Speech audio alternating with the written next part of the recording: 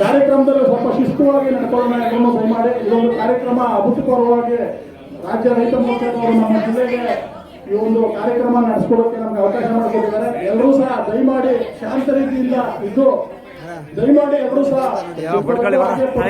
ಮಿತ್ರರು ಸಹ ಈ ಕಾರ್ಯಕ್ರಮಕ್ಕೆ ಆಗಮಿಸಿದ್ದಾರೆ. ಅವರಿಗೂ ಸಹ ಸ್ವಾಗತವನ್ನು ಕೊಡ್ತಾರೆ.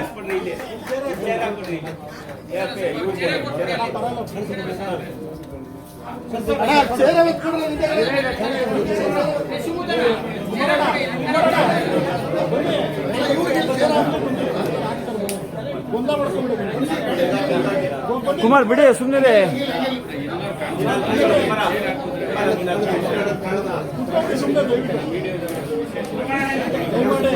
ಎಲ್ಲರೂ ಸಹ ಕೂತ್ಕೋಬೇಕು. ಈಗ ರೈತ ಗೀತೆಯನ್ನು ಆಡ್ತಾರೆ. ದಯಮಾಡಿ ಎಲ್ಲರೂ ಸಹ ನಿಂತು ಗೌರವವನ್ನು ಸೂಚಿಸಬೇಕು ಅಂತ ಕೇಳ್ಕೊಳ್ತೀವಿ. ಅದಾದ ನಂತರ ಕೆ ಮಂಜುನಾಥ್ ಅವರು ಒಂದೇ ಮಾತನ್ನ ಆಡ್ಬೇಕು ಅಂತ ಹೇಳ್ತೀವಿ. ಮೊದಲು ನಮಗೆ ಇನ್ನು ಕೆಲವು ವರ್ಷಗಳು ಬಿಟ್ರೆ ಕೃಷಿಗೆ ಯೋಗ್ಯವಾದ ಭೂಮಿ ಸಿಗ್ತಕ್ಕಂಥದ್ದು ಬಹಳ ಕಷ್ಟ ಆಗಿದೆ. ಇದು ನಾನು ಹೇಳ್ತಕ್ಕಂಥ ಮಾತಲ್ಲ, ಮಹಾನ್ ಯೋಗಿಗಳಿಂದ ಹಿಡ್ಕೊಂಡು ನನ್ಕಿನ್ನ ಇನ್ನು ದೊಡ್ಡ ದೊಡ್ಡ ಪಂಡಿತರು, ಸೈಂಟಿಸ್ಟ್ಗಳು ಎಲ್ಲರೂ ಕೂಡ, ಆಮೇಲೆ ಫುಡ್ ಅಂಡ್ ಅಗ್ರಿಕಲ್ಚರ್ ಆರ್ಗನೈಸೇಷನ್ ಅಂತ ಹೇಳಿ ಇಂಟರ್ನ್ಯಾಷನಲ್ ಲೆವೆಲ್ ಇರ್ತಕ್ಕಂಥ ಆರ್ಗನೈಸೇಷನ್ ಅವರು ಕೂಡ ಏನ್ ಹೇಳ್ತಾರೆ ಅಂದ್ರೆ, ಇದೇ ಸ್ಪೀಡಲ್ಲಿ ನಾವು ಈ ಕೃಷಿನ ಮಾಡ್ತಾ ಇದ್ರೆ, ಈಗ ನಾವು ಏನ್ ಸ್ಪೀಡಲ್ಲಿ ಏನ್ ರಾಸಾಯನಿಕ ಗೊಬ್ಬರಗಳು ಅಥವಾ ಕೀಟನಾಶಕಗಳು, ಕಳೆನಾಶಕಗಳು ಬಳಸ್ಕೊಂಡು ಏನೊಂದು ಕೃಷಿ ಮಾಡ್ತಾ ಇದೀವೋ, ಇದನ್ನ ಹೀಗೆ ಮುಂದೆ ವರ್ಷಿದ್ರೆ ನಾವು ಎಷ್ಟು ವರ್ಷ ಕೃಷಿ ಮಾಡ್ಬೋದು ಅಂದ್ರೆ ಅಪ್ಪಪ್ಪ ಅಂದ್ರೆ ಇನ್ನೊಂದು 60 ವರ್ಷ ನಾವು ಕೃಷಿ ಮಾಡ್ಬೋದು. ಅದಾದ್ಮೇಲೆ ಭೂಮಿ ಕೃಷಿಗೆ ಉಳಿಯೋದೇ ಇಲ್ಲ ಅಂತಕ್ಕಂಥದ್ದು ಮಾತು. ಹಾಗಿದ್ರೆ ಏನ್ ಮಾಡ್ಬೇಕು ನಾವು ಅಂದ್ರೆ ನಮಗೆ ಬೇರೆ ದಾರಿ ಇಲ್ಲ. ನಾವು ನೈಸರ್ಗಿಕ ಕೃಷಿ ಕಡೆ ಒಲವು ತೋರಿಸಲೇಬೇಕು, ನೈಸರ್ಗಿಕ ಕೃಷಿ ಮಾಡಲೇಬೇಕು. ಮಾಡದೇ ಇರ್ತಕ್ಕಂಥವ್ರು ಕೂಡ ಅನಿವಾರ್ಯವಾಗಿ ನೈಸರ್ಗಿಕ ಕೃಷಿ ಕಡೆ ಅಥವಾ ಸಾವಯವ ಕೃಷಿ ಕಡೆ ಅವರು ಹೆಜ್ಜೆ ಇಡಲೇಬೇಕು ಅಂತಕ್ಕಂಥದ್ದು ನಮ್ಮೆಲ್ಲರದು ಒಂದು ಧ್ಯೇಯ ಆಗ್ಬೇಕು. ಆ ಕಾರಣಕ್ಕೇನೆ ಈ ಒಂದು ಖೇತ್ ಬಚಾವ್ ಆಂದೋಲನ ಅಂತಕ್ಕಂಥದ್ದು ಸ್ಟಾರ್ಟ್ ಆಗಿರೋದು. ಯಾಕಂದ್ರೆ ನಮ್ಗೆಲ್ಲರೂ ತಿಳಿದಿರ್ತಕ್ಕಂಥದ್ದು ಒಂದು ವಾಸ್ತವನ ಹೇಳ್ತೀನಿ ನಾನು. ಉದಾಹರಣೆಗೆ ಇತ್ತೀಚಿನ ದಿನದಲ್ಲಿ ಎಲ್ಲರ ಬಾಯಲ್ಲೂ ಸಾಮಾನ್ಯವಾಗಿ ಕೇಳ್ತಕ್ಕಂಥದ್ದು ಕ್ಯಾನ್ಸರ್ ಅಂತಕ್ಕಂಥ ರೋಗ ಅಲ್ವಾ. ಖೇತ್ ಬಚಾವ್ ಅಂತ ಹೇಳಿದ್ರೆ ನಮ್ಮ ಜಮೀನನ್ನ ಉಳಿಸೋಣ ಅಂತಕ್ಕಂಥದ್ದು, ನಮ್ಮ ಮಣ್ಣನ್ನ ಜೀವಂತವಾಗಿಡೋಣ ಅಂತ, ನಮ್ಮ ಮಣ್ಣನ್ನ ಆರೋಗ್ಯವಾಗಿಡೋಣ ಅಂತ ಹೇಳಿ. ಯಾಕೆ ನಮ್ಮ ಮಣ್ಣು ಆರೋಗ್ಯವಾಗಿಲ್ವಾ, ಹಂಗೆ ನಾವು ಇಟ್ಬಿಟ್ರೆ ಏನಾಗುತ್ತೆ, ನಾವು ಮಾಡ್ತಿರ್ತ ಕೃಷಿ ಹೀಗೆ ಮುಂದುವರ್ಸಿದ್ರೆ ನಮ್ಮ ಮಣ್ಣು ಉಳಿಸಕ್ ಆಗಲ್ವಾ ಅಂತ. ಹೌದು, ಖಂಡಿತವಾಗ್ಲೂ ಮಣ್ಣು ಆರೋಗ್ಯಕರವಾಗಿ ಉಳಿಯೋದಿಲ್ಲ. ಅದಕ್ಕೆ ಸಾಕ್ಷಿ ಆಗೇನೆ ಇವತ್ತಿನ ದಿನದಲ್ಲಿ ಸಾಕಷ್ಟು ರೋಗಗಳನ್ನ ನಾವು ನೋಡ್ತಿರ್ತಕ್ಕಂಥದ್ದು. ಅದರಲ್ಲಿ ಈ ಕ್ಯಾನ್ಸರ್ ಅಂತಕ್ಕಂಥದ್ದು ಒಂದು. ಆಯ್ತಾ? ಯಾಕಂತ ಹೇಳಿದ್ರೆ ಇವತ್ತು ನಾವು ಪ್ರತಿಯೊಂದು ಕೂಡ ಮಣ್ಣಿಂದಾನೇ ಪಡಿತಿರ್ತಕ್ಕಂಥ, ನಾವು ತಿಂತಕ್ಕಂಥ ಅನ್ನ, ತರಕಾರಿ ಏನೇ ಆಗಿರ್ಬೋದು ನಾವು ಮಣ್ಣಿಂದಾನೇ ನಮಗೆ ಬರ್ತಿರ್ತಕ್ಕಂಥದ್ದು. ಆ ಮಣ್ಣಿನ ಆರೋಗ್ಯನೇ ಹಾಳಾಗಿದೆ ಅಂದ್ರೆ ನಮ್ಮೆಲ್ಲರೂ ಆರೋಗ್ಯನೂ ಹಾಳಾಗುತ್ತೆ ಅಂತ ಹೇಳಿ ತಮ್ಮೆಲ್ಲರಿಗೂ ಒಂದು ಮಾತು ಹೇಳ್ತೀನಿ. ಮನುಷ್ಯ ಸತ್ರೆ ಮಣ್ಣಿಗೆ, ಮನುಷ್ಯ ಸತ್ರೆ ಮಣ್ಣಿಗೆ, ಮಣ್ಣೆ ಸತ್ರೆ ನಾವೆಲ್ಲಿಗೋಣ ಅಲ್ವರ. ಯಾಕಂತ ಹೇಳಿದ್ರೆ ನಾವು ಒಂದು ಇಡೀ ಮಣ್ಣಲ್ಲಿ, ಒಂದು ಬೊಕ್ಸೆ ಮಣ್ಣಲ್ಲಿ ಕೋಟ್ಯಾನು ಕೋಟಿ ಜೀವರಾಶಿ ಇರ್ತಕ್ಕಂಥ ಮಣ್ಣು ನಮ್ಮದು. ಏನ ಕೋಟ್ಯಾನು ಕೋಟಿ ಜೀವರಾಶಿ ಅಂತಂದ್ರೆ ಈ ಸೂಕ್ಷ್ಮಾಣು ಜೀವಿಗಳು. ಆ ಸೂಕ್ಷ್ಮಾಣು ಜೀವಿಗಳು ಅದ್ರಲ್ಲಿ ಇಲ್ಲ ಅನ್ನೋ ಕಾರಣಕ್ಕೇನೆ ಮಣ್ಣು ಆರೋಗ್ಯವಾಗಿಲ್ಲ ಅಂತಕ್ಕಂಥದ್ದನ್ನ ಹೇಳ್ತೀವಿ. ಹಾಗಿದ್ರೆ ಏನಾಗಿದೆ ಅಂದ್ರೆ ಎಲ್ಲ ಸತ್ತೋಗಿದೆ. ನೀವು ಎಲ್ಲೇ ಒಂದು ಮೊದಲೆಲ್ಲ ನಾವೊಂದು 10-15 ವರ್ಷದ, ಒಂದು 20 ವರ್ಷದ ಹಿಂದೆ ಎಲ್ಲ ಆಗಿದ್ರು ಕೂಡ ನಮಗೆ ಎರೆಹುಳ ಸಿಗೋದು. ಎಲ್ಲೇ ಕೈ ಹಾಕಿ ಮಣ್ಣಲ್ಲಿ ಎರೆಹುಳ ಸಿಗೋದು. ಇವತ್ತು ನಿಮಗೆ ಎರೆಹುಳ ಸಿಗ್ಬೇಕು ಅಂತ ಹೇಳಿದ್ರೆ ಎಲ್ಲಾದ್ರೂ ಒಂದ್ ಕಡೆ ಕಸ ಕಡ್ಡಿ ಬಿದ್ದಿರೋದು, ಬೇಲಿ ಸಂದೆಯಲ್ಲಿ, ಯಾಕಂದ್ರೆ ಅಲ್ಲಿ ಏನು ಗೊಬ್ಬರಗಳು ಬಳಸಲ್ವಲ್ಲ ಅಂತ ಕಡೆ ಮಾತ್ರ ನಮ್ಗೆ ಎರೆಹುಳ ಸಿಗ್ತಕ್ಕಂಥದ್ದು. ಅದೇ ತರ ಸೂಕ್ಷ್ಮಾಣು ಜೀವಿಗಳು, ಮಣ್ಣಲ್ಲಿ ಇರ್ತಕ್ಕಂಥ ಸೂಕ್ಷ್ಮಾಣು ಜೀವಿಗಳೆಲ್ಲ ಹಾಳಾಗ್ತಿದೆ. ಹಾಗಾಗ್ಬಿಟ್ಟು ಮಣ್ಣಿನ ಆರೋಗ್ಯ ಹಾಳಾಗಿದೆ. ಇನ್ನೂ ಒಂದು ಹೇಳ್ತೀನಿ, ಪ್ರತಿ ವರ್ಷ ನಾವು ಬಹಳಷ್ಟು ತರಕಾರಿಗಳನ್ನ, ಹಣ್ಣುಗಳನ್ನ, ಆಮೇಲೆ ದವಸ ಧಾನ್ಯಗಳನ್ನ ನಾವು ಬೇರೆ ದೇಶಗಳಿಗೆ ನಾವು ಕಳಿಸ್ತಕ್ಕಂಥದ್ದು ಇರುತ್ತೆ. ಎಕ್ಸ್ಪೋರ್ಟ್ ಅಂತ ಹೇಳ್ತೀವಲ್ಲ, ಆ ಬೇರೆ ದೇಶಕ್ಕೆ ರಫ್ತು ಮಾಡ್ತಾ ಇರ್ತೀವಿ. ಅದರಲ್ಲಿ ಹೋದ ವರ್ಷ ಸುಮಾರು ಮಾವು ತುಂಬಿರ್ತಕ್ಕಂಥ ಕಂಟೈನರ್ಗಳು ಬೇರೆ ದೇಶಗಳಲ್ಲಿ ತಗೊಳ್ಳಿಲ್ಲ, ಎಲ್ಲ ವಾಪಸ್ ಕಳಿಸ್ತಾರೆ. ನೋಡಿದ್ರೆ ಭಾರತದಲ್ಲಿ ಮಾವು ಅಂದ್ರೆ ಸುಪ್ರಸಿದ್ಧ. ಭಾರತದ ಮ್ಯಾಂಗೋ ಮಾವು ಅಂದ್ರೆ ಎಲ್ಲಾ ಕಡೆನೂ ಫೇಮಸ್, ಎಲ್ಲರೂ ಕೂಡ ಇಷ್ಟಪಟ್ಟು ತಿಂತಕ್ಕಂಥ ಹಣ್ಣು.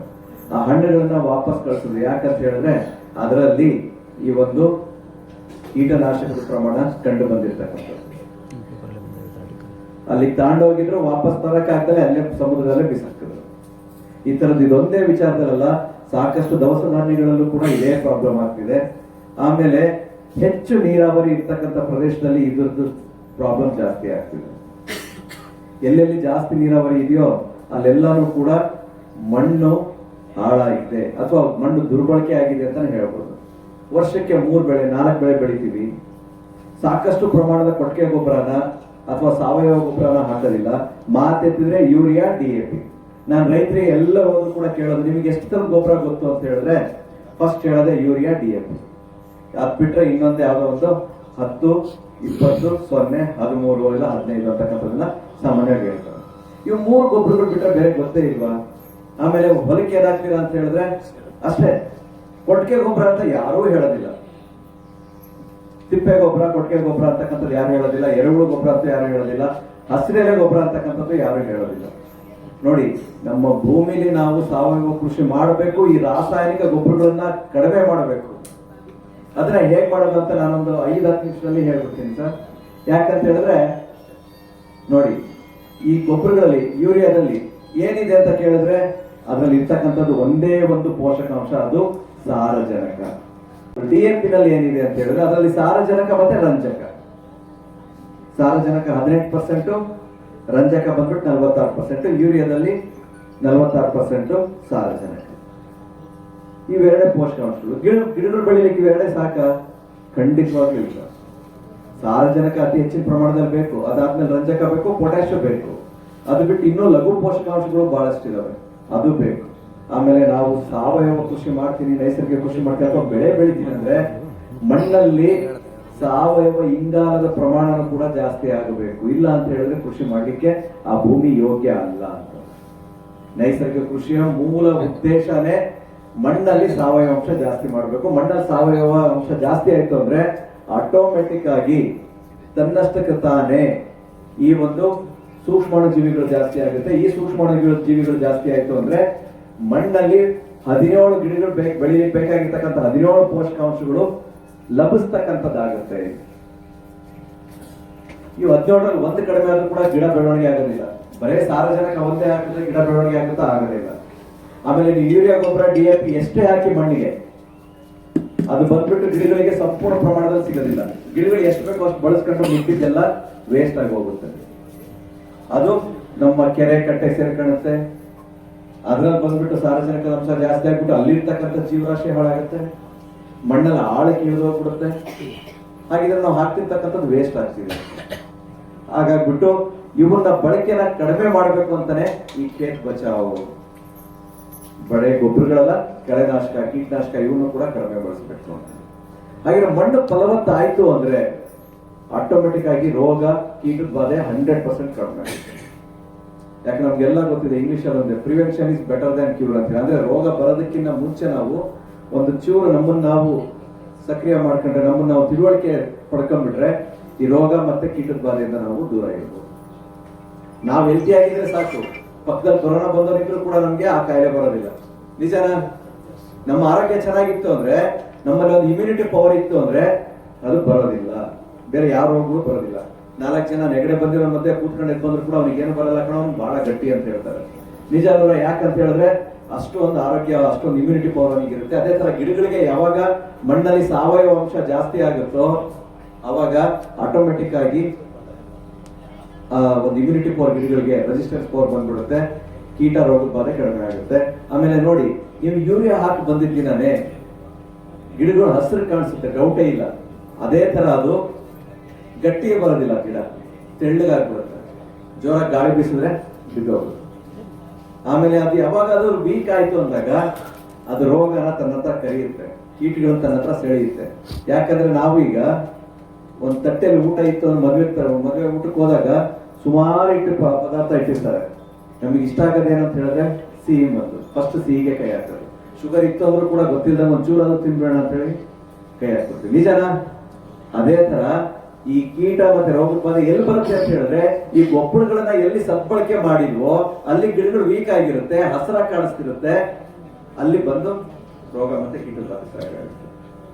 ಆಮೇಲೆ ಇನ್ನೊಂದು ಕ್ವಾಲಿಟಿನ ತಿಳ್ಕೋಬೇಕು ಅಂತ ಹೇಳಿದ್ರೆ ನಾವು ಅದನ್ನ ಲ್ಯಾಬಿಗೆ ಕಳಿಸಿ ಚೆಕ್ ಮಾಡಿಸೋಂತ ಅವಶ್ಯಕತೆನೇ ಇಲ್ಲ. ನಾವು ತಿಂತಕ್ಕಂಥ ಆಹಾರದಲ್ಲಿ ರುಚಿ ಹುಡುಕಿದ್ರೆ ಸಾಕು. ಉದಾಹರಣೆಗೆ ಸಾವಯವ ಬೆಳೆದ್ರಲ್ಲಿ ಬೇಡ, ಮನೆ ಹಿತ್ತಲಲ್ಲಿ ನೀವೊಂದು 4 ಗಿಡ ಕೊತ್ತಂಬರಿ ಸೊಪ್ಪು ಹಾಕೊಂಡ್ಬಿಡಿ, ಮಾರ್ಕೆಟಿಂದ ಒಂದು ಕಟ್ ತಗೊಂಬಂದು ಇಟ್ಕೊಂಡ್ಬಿಡಿ. ಒಂದು ಕಟ್ ತಗೊಂಬಂದಿಟ್ರು ಮನೇಲಿ ಘಮ ಬರೋದಿಲ್ಲ. ಅದೇ ನಮ್ಮ ಹೊಲದಲ್ಲಿ ಅಲ್ಲಿ ಬೆಳೆದಿರ್ತಕ್ಕಂಥ 2 ಗಿಡ ತಗೊಂಬಂದು 2 ಗಿಡ ತಂದು ಮನೇಲಿ ಇಟ್ಬಿಡಿ, ಮನೆ ತುಂಬಾ ಘಮ್ ಅನ್ನುತ್ತೆ. ಅನ್ನುತ್ತೋ ಇಲ್ವೋ? ಅಲ್ವಾ? ಇದಕ್ಕಿನ ಸಾಕ್ಷಿ ಬೇಕಾ? ಯಾಕಂದ್ರೆ ಹಿತ್ತಲಲ್ಲಿ ಬೆಳೆದಿರ್ತಕ್ಕಂಥದ್ದು ಯಾವ ಔಷಧಿ ನೋಡಿಲ್ಲ, ಯಾವ ಸೀಮೆ ಗೊಬ್ಬರನೂ ಹಾಕಿರಲ್ಲ. ಅದಾಗಂದ್ರೆ ಚಿಕ್ಕದಾಗಿ ಬೆಳೆದಿರುತ್ತೆ, 2 ಕಡ್ಡಿ ಇರ್ಲಿ, ಅದ್ರ ಘಮನೇ ಬೇರೆ. ನಿಜನಾ ಅಲ್ವರ? ಬಟ್ ನಾವೇನ್ ಮಾಡ್ತೀವಿ, ಇದೇ ಸಾಕು ಕ್ವಾಲಿಟಿ ತಿಳ್ಕೊಳಕ್ಕೆ. ಆದ್ರೆ ಇವತ್ತಿಂದು ಒಂದು ಪರಿಸ್ಥಿತಿ ಹೆಂಗಿದೆ ಅಂತ ಹೇಳಿದ್ರೆ, ಯಾಕೆ ಕ್ಯಾನ್ಸರ್ ಅಂತ ಹೇಳಿದ್ರೆ ನಾನು ಮೊದಲಿಗೆ ಅಂದ್ರೆ, ನಾವು ತಿಂತಕ್ಕಂಥ ಆಹಾರದಲ್ಲಿ ಈ ಕೀಟನಾಶಕ, ಕಳೆನಾಶಕ ಮತ್ತೆ ರಸಗೊಬ್ಬರಗಳಲ್ಲಿ ಇರ್ತಕ್ಕಂಥ ಒಂದು ಹೆವಿ ಮೆಟಲ್ಸ್ ಅಂತ ಕರಿತೀವಿ, ಎಲ್ಲರೂ ಕೂಡ ಸೇರ್ಕೊಂಡ್ಬಿಟ್ಟು ನಾವು ತಿಂತಕ್ಕಂಥ ತರಕಾರಿ ಆಗಿರ್ಬೋದು, ಹಣ್ಣು ಹಂಪಲು ಆಗಿರ್ಬೋದು, ತಿನ್ಲಿಕ್ಕೆ ಯೋಗ್ಯವಾಗಿಲ್ಲ. ಒಂದು MRL ಅಂತ ಹೇಳ್ತೀವಿ, ಅಂದ್ರೆ ಮಿನಿಮಮ್ ರೆಸಿಡ್ಯೂ ಲೆವೆಲ್ ಅಂತ ಹೇಳಿ. ಅಂದ್ರೆ ಅದ್ರ ಸ್ವಲ್ಪ ಉಳ್ಕೊಂಡಿದ್ರೆ ತೊಂದರೆ ಆಗೋದಿಲ್ಲ.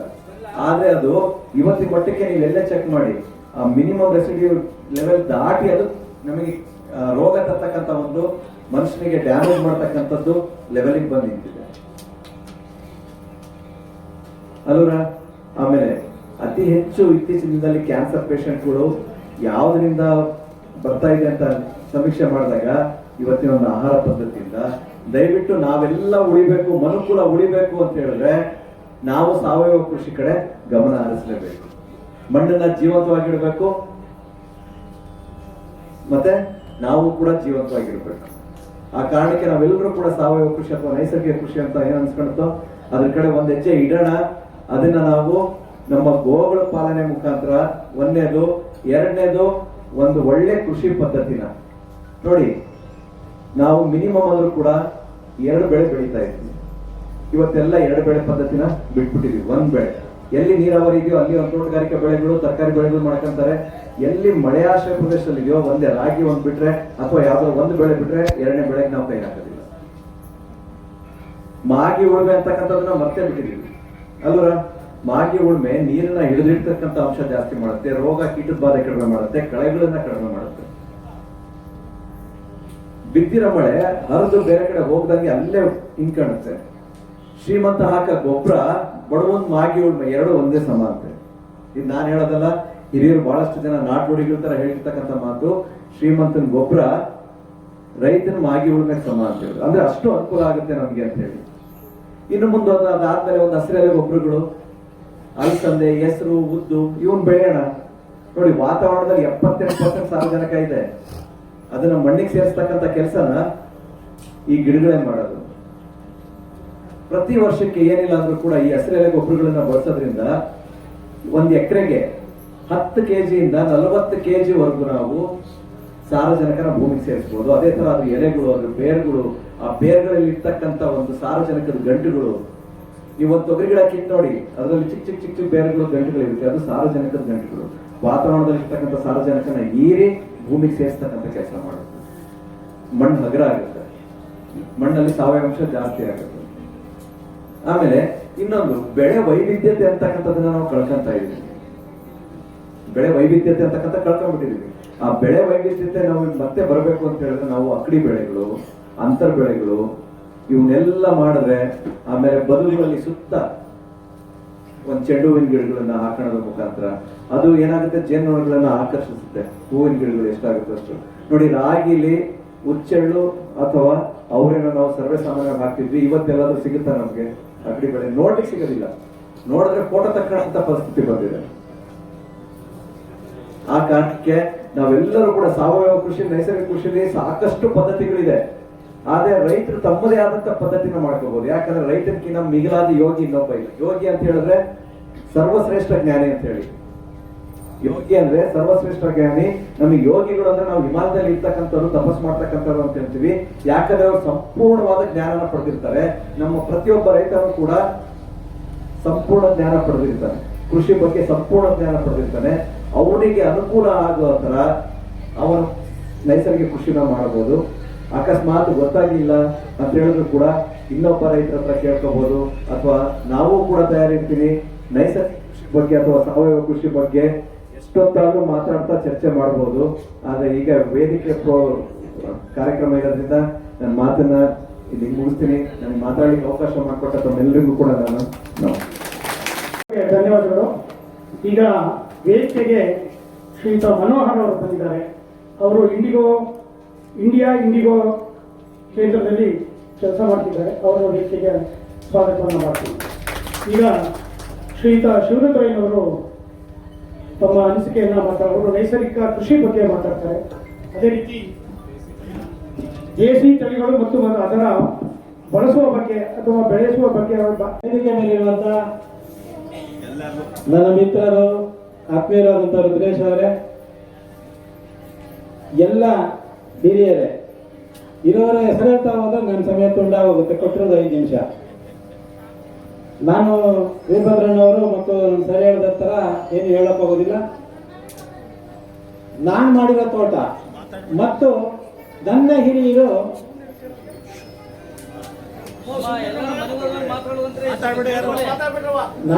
ಮಾತಾಡಕ್ ನನಗೆ ಟೈಮ್ ಕೊಟ್ಟಿರೋದು, ನಿಮಗಲ್ಲ. ನಾನ್ ತೋಟ ಏನ್ ಮಾಡಿದೀನಿ ಮತ್ತೆ ನನ್ನ ಹಿರಿಯರು ನನಗೆ ಮಾರ್ಗದರ್ಶನ ಏನ್ ಕೊಟ್ಟರು ಅನ್ನೋದನ್ನ ಒಂದು ಘಟನೆನ ನೆನಪು ಮಾಡಿ ನಾನು ಮುಗಿಸ್ಬಿಡ್ತೀನಿ. ನಾನು ಭಾರತೀಯ ಜನತಾ ಪಾರ್ಟಿಯ ರಾಜ್ಯದ ರೈತ ಮೋರ್ಚಾದ ಪ್ರಧಾನ ಕಾರ್ಯದರ್ಶಿಯಾಗಿ ಕೆಲಸ ಮಾಡಿದ್ದೀನಿ 3 ವರ್ಷ. ನನ್ನ ಹಿರಿಯರು ನನ್ನನ್ನು ಪ್ರಧಾನ ಕಾರ್ಯದರ್ಶಿ ಮಾಡಿಬಿಟ್ರು ರಾಜ್ಯಕ್ಕೆ. ಅವಾಗ ನಾನು ಹೋಟೆಲ್ ವ್ಯಾಪಾರ ಮಾಡಿಕೊಂಡು ರುದ್ರೇಶನ ಜೊತೆ ರಾಜಕಾರಣ ಮಾಡ್ಕೊಂಡು ಓಡಾಡ್ತಿದ್ದೆ. ಚಿಕ್ಕೋಡಿಯಿಂದ ಚಾಮರಾಜನಗರ ತನಕ, ಆ ಕಡೆ ಕೂಡಲ ಸಂಗಮದಿಂದ ಕೋಲಾರ ತನಕ ಹೋದ್ರು ಎಲ್ಲ ರೈತರೆ, ರಸಟವಲ್ ಹಾಕೊಂಡು ಹಿಂಗೆ ಇರೋರು. ನಾನೊಬ್ಬ ಅವ್ರಿಗೆ ಭಾಷಣ ಮಾಡೋದು, ನನ್ಗೇನೂ ಗೊತ್ತಿಲ್ಲ ಭಾಷಣ ಮಾಡೋದ, ಮನಸ್ಸಾಕ್ಷಿ ಹೋಗ್ಲಿಲ್ಲ. ಅವಾಗ ಒಂದ್ಸಾರಿ ಸಂತೋಷಿ ಅಂತ ನಮ್ಮ ಹಿರಿಯರು ಒಂದು ಹೇಳಿದ್ರು, ಒಂದು ಬೆಳೆ ಬಗ್ಗೆ ಒಂದು ಅಧ್ಯಯನ ಮಾಡೋ ಅಂದ್ರು. ನಮ್ಮ ತಾಲೂಕಲ್ಲಿ ರೇಷ್ಮೆ ಇತ್ತು, ರೇಷ್ಮೆ ಬಗ್ಗೆ ಒಂದು ಅಧ್ಯಯನ ಮಾಡಕ್ ಹೋದೆ. ಆ ಸಂದರ್ಭದಲ್ಲಿ ನನ್ನ ಪೂಜ್ಯ ಯಡಿಯೂರಪ್ಪನವರು ಒಂದ್ಸಾರಿ ಕುಂದಾಪುರಕ್ಕೆ ಬಂದಿದ್ರು. ಆ ಕುಂದಾಪುರಕ್ಕೆ ಬಂದಾಗ ಅಲ್ಲಿ ಒಬ್ಬ ಈ ತರ ಅಣ್ಣವರಿಗೆ ಸನ್ಮಾನ ಮಾಡೋ ಥರದಲ್ಲಿ ಒಬ್ಬ ರೈತರಿಗೆ ಸನ್ಮಾನ ಮಾಡಕ್ಕೆ, ಸಾವಯವ ಕೃಷಿಯ ಸನ್ಮಾನ ಮಾಡಕ್ಕೆ ಅಂತ ಅವ್ರನ್ನ ಕರೆಸ್ಕೊಂಡಿದ್ರು. ಅವತ್ತು ರಾತ್ರಿ ಸರ್ಕಾರದಿಂದ 50,000 ರೂಪಾಯಿ ಹಣ ಕೊಡೋದು, ಮುಖ್ಯಮಂತ್ರಿಗಳೇ ಕೊಡ್ಬೇಕು, ಅವತ್ತು ಯಡಿಯೂರಪ್ಪನವ್ರು ಕೊಡೋದಕ್ಕೆ ಅವ್ರು ಕರೆಸ್ಕೊಂಡ್ರು. ಮುಖ್ಯಮಂತ್ರಿಗಳೆಲ್ಲ ಮಾತಾಡ್ತಾ ಇದ್ರು. ಮಾತಾಡಿ ಭಾಷಣ ಮಾಡಿಲ್ಲ, ಮುಗಿದ ಮೇಲೆ ಸನ್ಮಾನ ಮಾಡಕ್ಕೆ ಆ ವ್ಯಕ್ತಿನ ಕರೆದ್ರು. ಬಂದರು ಶ್ರೀರಾಮಪ್ಪ ಅವರು ಸನ್ಮಾನಕ್ಕೆ. ಸನ್ಮಾನ ಸ್ವೀಕರಿಸಲಿಲ್ಲ ಅವರು. ಸಮಯ ಒಂಚೂರು ನಿಲ್ಲಿಸಿ ಎಂದ್ರು. ನಾನು ಅವತ್ತ ಕಾರ್ಯಕ್ರಮದಲ್ಲಿ ಇದ್ದೆ. ನಿಲ್ಲಿಸಿ ಎಂದ್ರು. ಮುಖ್ಯಮಂತ್ರಿಗಳು ಸನ್ಮಾನ ಮಾಡಿ 50,000 ದುಡ್ಡು ಕೊಡ್ತಾರೆ ಸಾವಯವ ಕೃಷಿನಲ್ಲಿ, ಯಡಿಯೂರಪ್ಪನ ಸನ್ಮಾನ ಬೇಡ ಅಂತವಲ್ಲ ಅಂತ ಅಲ್ಲಿರೋರಿಗೆ ಗ್ರಾಮದವರಿಗೆಲ್ಲ ಆಶ್ಚರ್ಯ. ಆಗ ಅವ್ರು ಹೇಳೋ ಸಮಯ ನಾನು ಮಾತಾಡಕ್ಕೆ 5 ನಿಮಿಷ ಅವಕಾಶ ಕೊಡಿ ಎಂದು.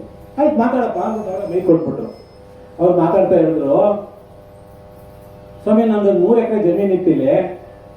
ಈ ಜಮೀನಿದ್ದಾಗ ನಾನು ನನ್ನ ಹೆಂಡತಿ ಆನಂದವಾಗಿ ಬದುಕ್ತಾ ಇದ್ದೋ. ನನ್ಗೊಬ್ಬ ಮಗ ಆದ, ಅವನು ಓದಿಸಿ ವಿದ್ಯಾವಂತನ ಮಾಡಿದೆ.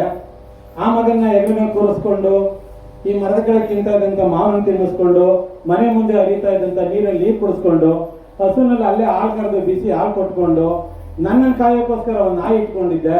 ಆ ನಾಯಿ ಕಾಯೋಕ್ಕೋಸ್ಕರ ಒಂದು ಬೆಕ್ಕಿತ್ತು, ಇಲಿ ತಿಂದೋಗ್ಬಿಡ್ತದೆ, ಅಕ್ಕಿ ರಾಗಿ ಬೇಳೆ ಭತ್ತ ಅಂತ ಒಂದು ಬೆಕ್ಸ್ ಹಾಕೊಂಡಿದ್ದೆ. ಇಷ್ಟೆಲ್ಲ ನನ್ನ ಮನೆ ಇತ್ತು. ನನ್ನ ಮಗನಿಗೆ ಬಹಳ ಪ್ರೀತಿಯಿಂದ ಓದಿಸ್ಬಿಟ್ಟು ಕೆಲಸ ಕೊಡಿಸ್ದೆ. ಅವ್ನು ಬೆಂಗಳೂರು ಕೊಟ್ಟೋದ. ಒಂದು ಮದುವೆನೂ ಮಾಡ್ಬಿಟ್ಟೆ. ಆಕೆ ಕರ್ಕೊಂಡು ಹೆಂಡತಿನೂ ಕರ್ಕೊಂಡು ಅವನು ಬೆಂಗಳೂರು ಕೊಟ್ಟೋದ. ನಾನು ನನ್ನ ಹೆಂಡತಿನ ಇಬ್ಬರೇ ತುಗುಡಿಸ್ಕೊಂಡು ಮನೇಲಿದ್ದು. ಕಡೆಗೆ ಕಾಲ ನಂತರ ನನ್ನ ಹೆಂಡತಿ ವಯಸ್ಸಾಯ್ತು, ಮುಪ್ಪಾಗಿ ಸತ್ತೋಗ್ಬಿಟ್ಲು. ನಾನು ಒಬ್ಬ ಇದ್ದೆ. ನನ್ನ ಜೊತೆಲಿದ್ದು ಬೆಕ್ಕು ಇಲ್ಲ, ನನ್ನ ಜೊತೆಲಿದ್ದು ನಾಯಿ ಇಲ್ಲ, ನನ್ನ ಜೊತೆಲಿದ್ದು ಹಸುನೂ ಇಲ್ಲ. ಆ ನೀರು ಹರಿತಾ ಇದ್ದ ನೀರು ಸುಂಡೋಯ್ತು. ನನ್ನ ಮಗ ಹೇಳ್ತಾನೆ ಫೋನ್ ಮಾಡಿ, ಏನಪ್ಪ ಅಪರೂಪಕ್ಕೆ ಒಂದ್ಸರಿ ಮನೆಗೆ ಬಂದೋಗು ಅಂತ ಹೇಳಿದ್ರೆ, ಇಲ್ಲ ಇಲ್ಲ ನೀನೇ ಬಂದ್ಬಿಡಪ್ಪ ಇಲ್ಲಿ ಅಂತಾನೆ. ಸೊಸೆನ್ ಕರೆದ್ರೆ ಆ ಬಿಸಿಲಲ್ಲಿ ಯಾರ ಮಾವ ಇರಕ್ಕಾಗೋದು, ನೀನೇ ಬಂದ್ಬಿಡ್ಬಾ ಅಂತ ಸೊಸೆ ಅಂತಾಳೆ. ಒಂದೆರಡು ದಿವಸ ಹೋದೆ ಅಲ್ಲಿ ಬೆಂಗಳೂರಿಗೆ. ನೋಡಿದೆ ಆ ವಾತಾವರಣ ನನಗೆ ಇಡಿಸ್ಲಿಲ್ಲ. ಯಾಕಂದ್ರೆ ಬೈಲಲ್ಲಿ ಸಂಡಾಸ್ ಹೋಗ್ಬೇಕು, ನಾನು ಹಳದಲ್ಲಿ ನೀರಲ್ಲಿ ಕುಡಿಬೇಕು. ಅಂಥದ್ರಲ್ಲಿ ನಾನು ಆ ಮನೇಲಿ ಇರಕ್ ಆಗ್ಲಿಲ್ಲ. ಅಪರೂಪಕ್ಕೆ ಬೇಸಿಗೆ ರಾಜ್ಯಕ್ಕೆ ಅವನಿಗೊಂದು ಮಗು ಆಯ್ತು. ಮೊಮ್ಮಗ ನನ್ನ ಮನೆಗೆ ಬಂದ. ಆ ಮೊಮ್ಮಗನ್ನ ನಾನು ಹೆಗಲ ಮೇಲೆ ಎತ್ಕೊಂಡು ಅವ್ನ ಮಾವನ ಕಿತ್ಕೊಡಕ್ ಹೋದ್ರೆ ನನ್ನ ಸೊಸೆ ಬೈತಾಳೆ, ಆ ಮಾವನಲ್ಲಿ ಹುಳ ಅದೆ ತಿನ್ನಿಸ್ಬೇಡ ಅಂತ ಬೈತಾಳೆ. ನಾನು ತಿನ್ಸಿದ್ ನನ್ನ ಮೊಮ್ಮಗನಿಗೆ ಇದೆ, ನನ್ನ ಮಗನಿಗೆ ಇದೇ ಮರದಣ್ಣ. ನನ್ನ ಸೊಸೆ ಹೇಳ್ತಾಳೆ ನನ್ನ ಮೊಮ್ಮಗ ತಿನ್ನಿಸ್ಬೇಡ ಅಂತ. ಆ ಹಳ್ಳದಲ್ಲಿ ನೀರನ್ನ ನಾನು ಕುಡ್ಸಕ್ ಹೋದ್ರೆ ಕುಡಿಸ್ಬೇಡ ಅಂತ ನನಗೆ ಸೊಸೆ ಬೋದ್ಲು. ನನ್ನ ಮಗನ ಕುಡಿಸಿದ್ದು ಇದೇ ನೀರನ್ನ. ನಾನು ಇಲ್ಲಿ ಸಾಕಿದಂತ ಗಿಡದ ಮರದಲ್ಲಿ ಹಣ್ಣು ಹಂಪಲ ಕಾಯಿ ಸೊಪ್ಪು ಕೊಡ್ತಿದ್ದೆ, ಅದನ್ನ ನನ್ನ ಸೊಸೆ ತಿನ್ನಿಸ್ಬೇಡ ಅಂತಾಳೆ. ಯಾಕೆ ಅಂತಂದ್ರೆ ಅವ್ಳಿಗೆ MG ರೋಡಲ್ಲಿ ಇರೋದು ಇಷ್ಟ, ಪಿಜ್ಜಾ ಬರ್ಗರ್ ಇಷ್ಟ. ನಾವೇನ್ ಮಾಡೋ ಸ್ವಾಮಿ, ಅದಕ್ಕೆ ನೀವು 50,000 ನೀವೇ ಮಾಡಿಕೊಡಿ, ನಾನು ವಾಪಸ್ ನನ್ನ ಹಳೆ ಭೂಮಿ, ನನ್ನ ಹಳೆ ವಾತಾವರಣ, ಹಳೆ ರೈತಾಪಿ ಕೂಡ ನನ್ಗೆ ವಾಪಸ್ ಕೊಟ್ಬಿಡಿ, 50,000 ಬೇಡ ಅಂತ ಯಡಿಯೂರಪ್ಪ ಕಾಲೇ ಬಿದ್ಬಿಟ್ಟ. ಇದು ಸತ್ಯದ ಮಾತ್ರ ನಾನು ಎದುರಿಗಿದ್ದೆ. ಇದು ಯಾವ ಕಟ್ಟಿ ಕಥೆ ಅಲ್ಲ. ನಾನು ನಿಮ್ಗೆಲ್ಲ ಇದನ್ನ ಯಾಕೆ ಹೇಳಿದೆ ಅಂತಂದ್ರೆ, ನೀವೆಲ್ಲರೂ ಇವತ್ತು ಬಂದಿದ್ದೀವಿ. ನಾನು ನಮ್ಮ ಹಿರಿಯರಲ್ಲಿ ವಿನಂತಿ ಮಾಡ್ತೀನಿ, ನಾನು ರೈತ ಮೋರ್ಚಾದಲ್ಲಿ ತುಂಬಾ ಕೆಲಸ ಮಾಡಿದ್ದೀನಿ ಅಂತಲ್ಲ, ಬಹಳಷ್ಟು ಜನ ನನ್ನ ತಪ್ಪ ಇಲ್ಲಿ ಕೂತವ್ರೆ. ಈ ಮೇಕೆದಾಟು ಹೋರಾಟ ಸಮಿತಿಗೆ ಮೊದಲನೇ ಅಧ್ಯಕ್ಷ ನಾನು ಕನಕಪುರದಲ್ಲಿ. ಇವತ್ತು ಯಾರೋ ಅದನ್ನ ಹೈಜಾಕ್ ಮಾಡ್ಬಿಟ್ಟು ನಮ್ಮ ನೀರು ನಮ್ಮಕ್ಕು ಅಂತ ಬಹಳ ಬೊಬ್ಬೆ ಹೊಡ್ಕೊಂಡು ಹೋದ್ರು. ಇದು ಸದ್ಯ ಇಲ್ಲ, ಅವ್ರ ಸುದ್ದಿ ನಾನು ಮಾತಾಡಲ್ಲ. ಆದ್ರೆ ಆ ಮೇಕೆದಾಟು ಯೋಜನೆ ಮಾಡುವಾಗ ಇಲ್ಲಿಂದ ಬಿಳಿಗೊಂಡ್ಲ ತನಕ ನಡ್ಕೊಂಡು ಹೋಗಿದ್ದೀವಿ ನಾವು. ಕಾರಣ ಏನು ಅಂತ ಕೇಳಕ್ಕೆ, ಇಷ್ಟೆಲ್ಲ ಸತ್ಯ ಇದ್ರೂ ನಮ್ಮವ್ರು ಒಪ್ಕೊಳ್ಳಿಲ್ಲ.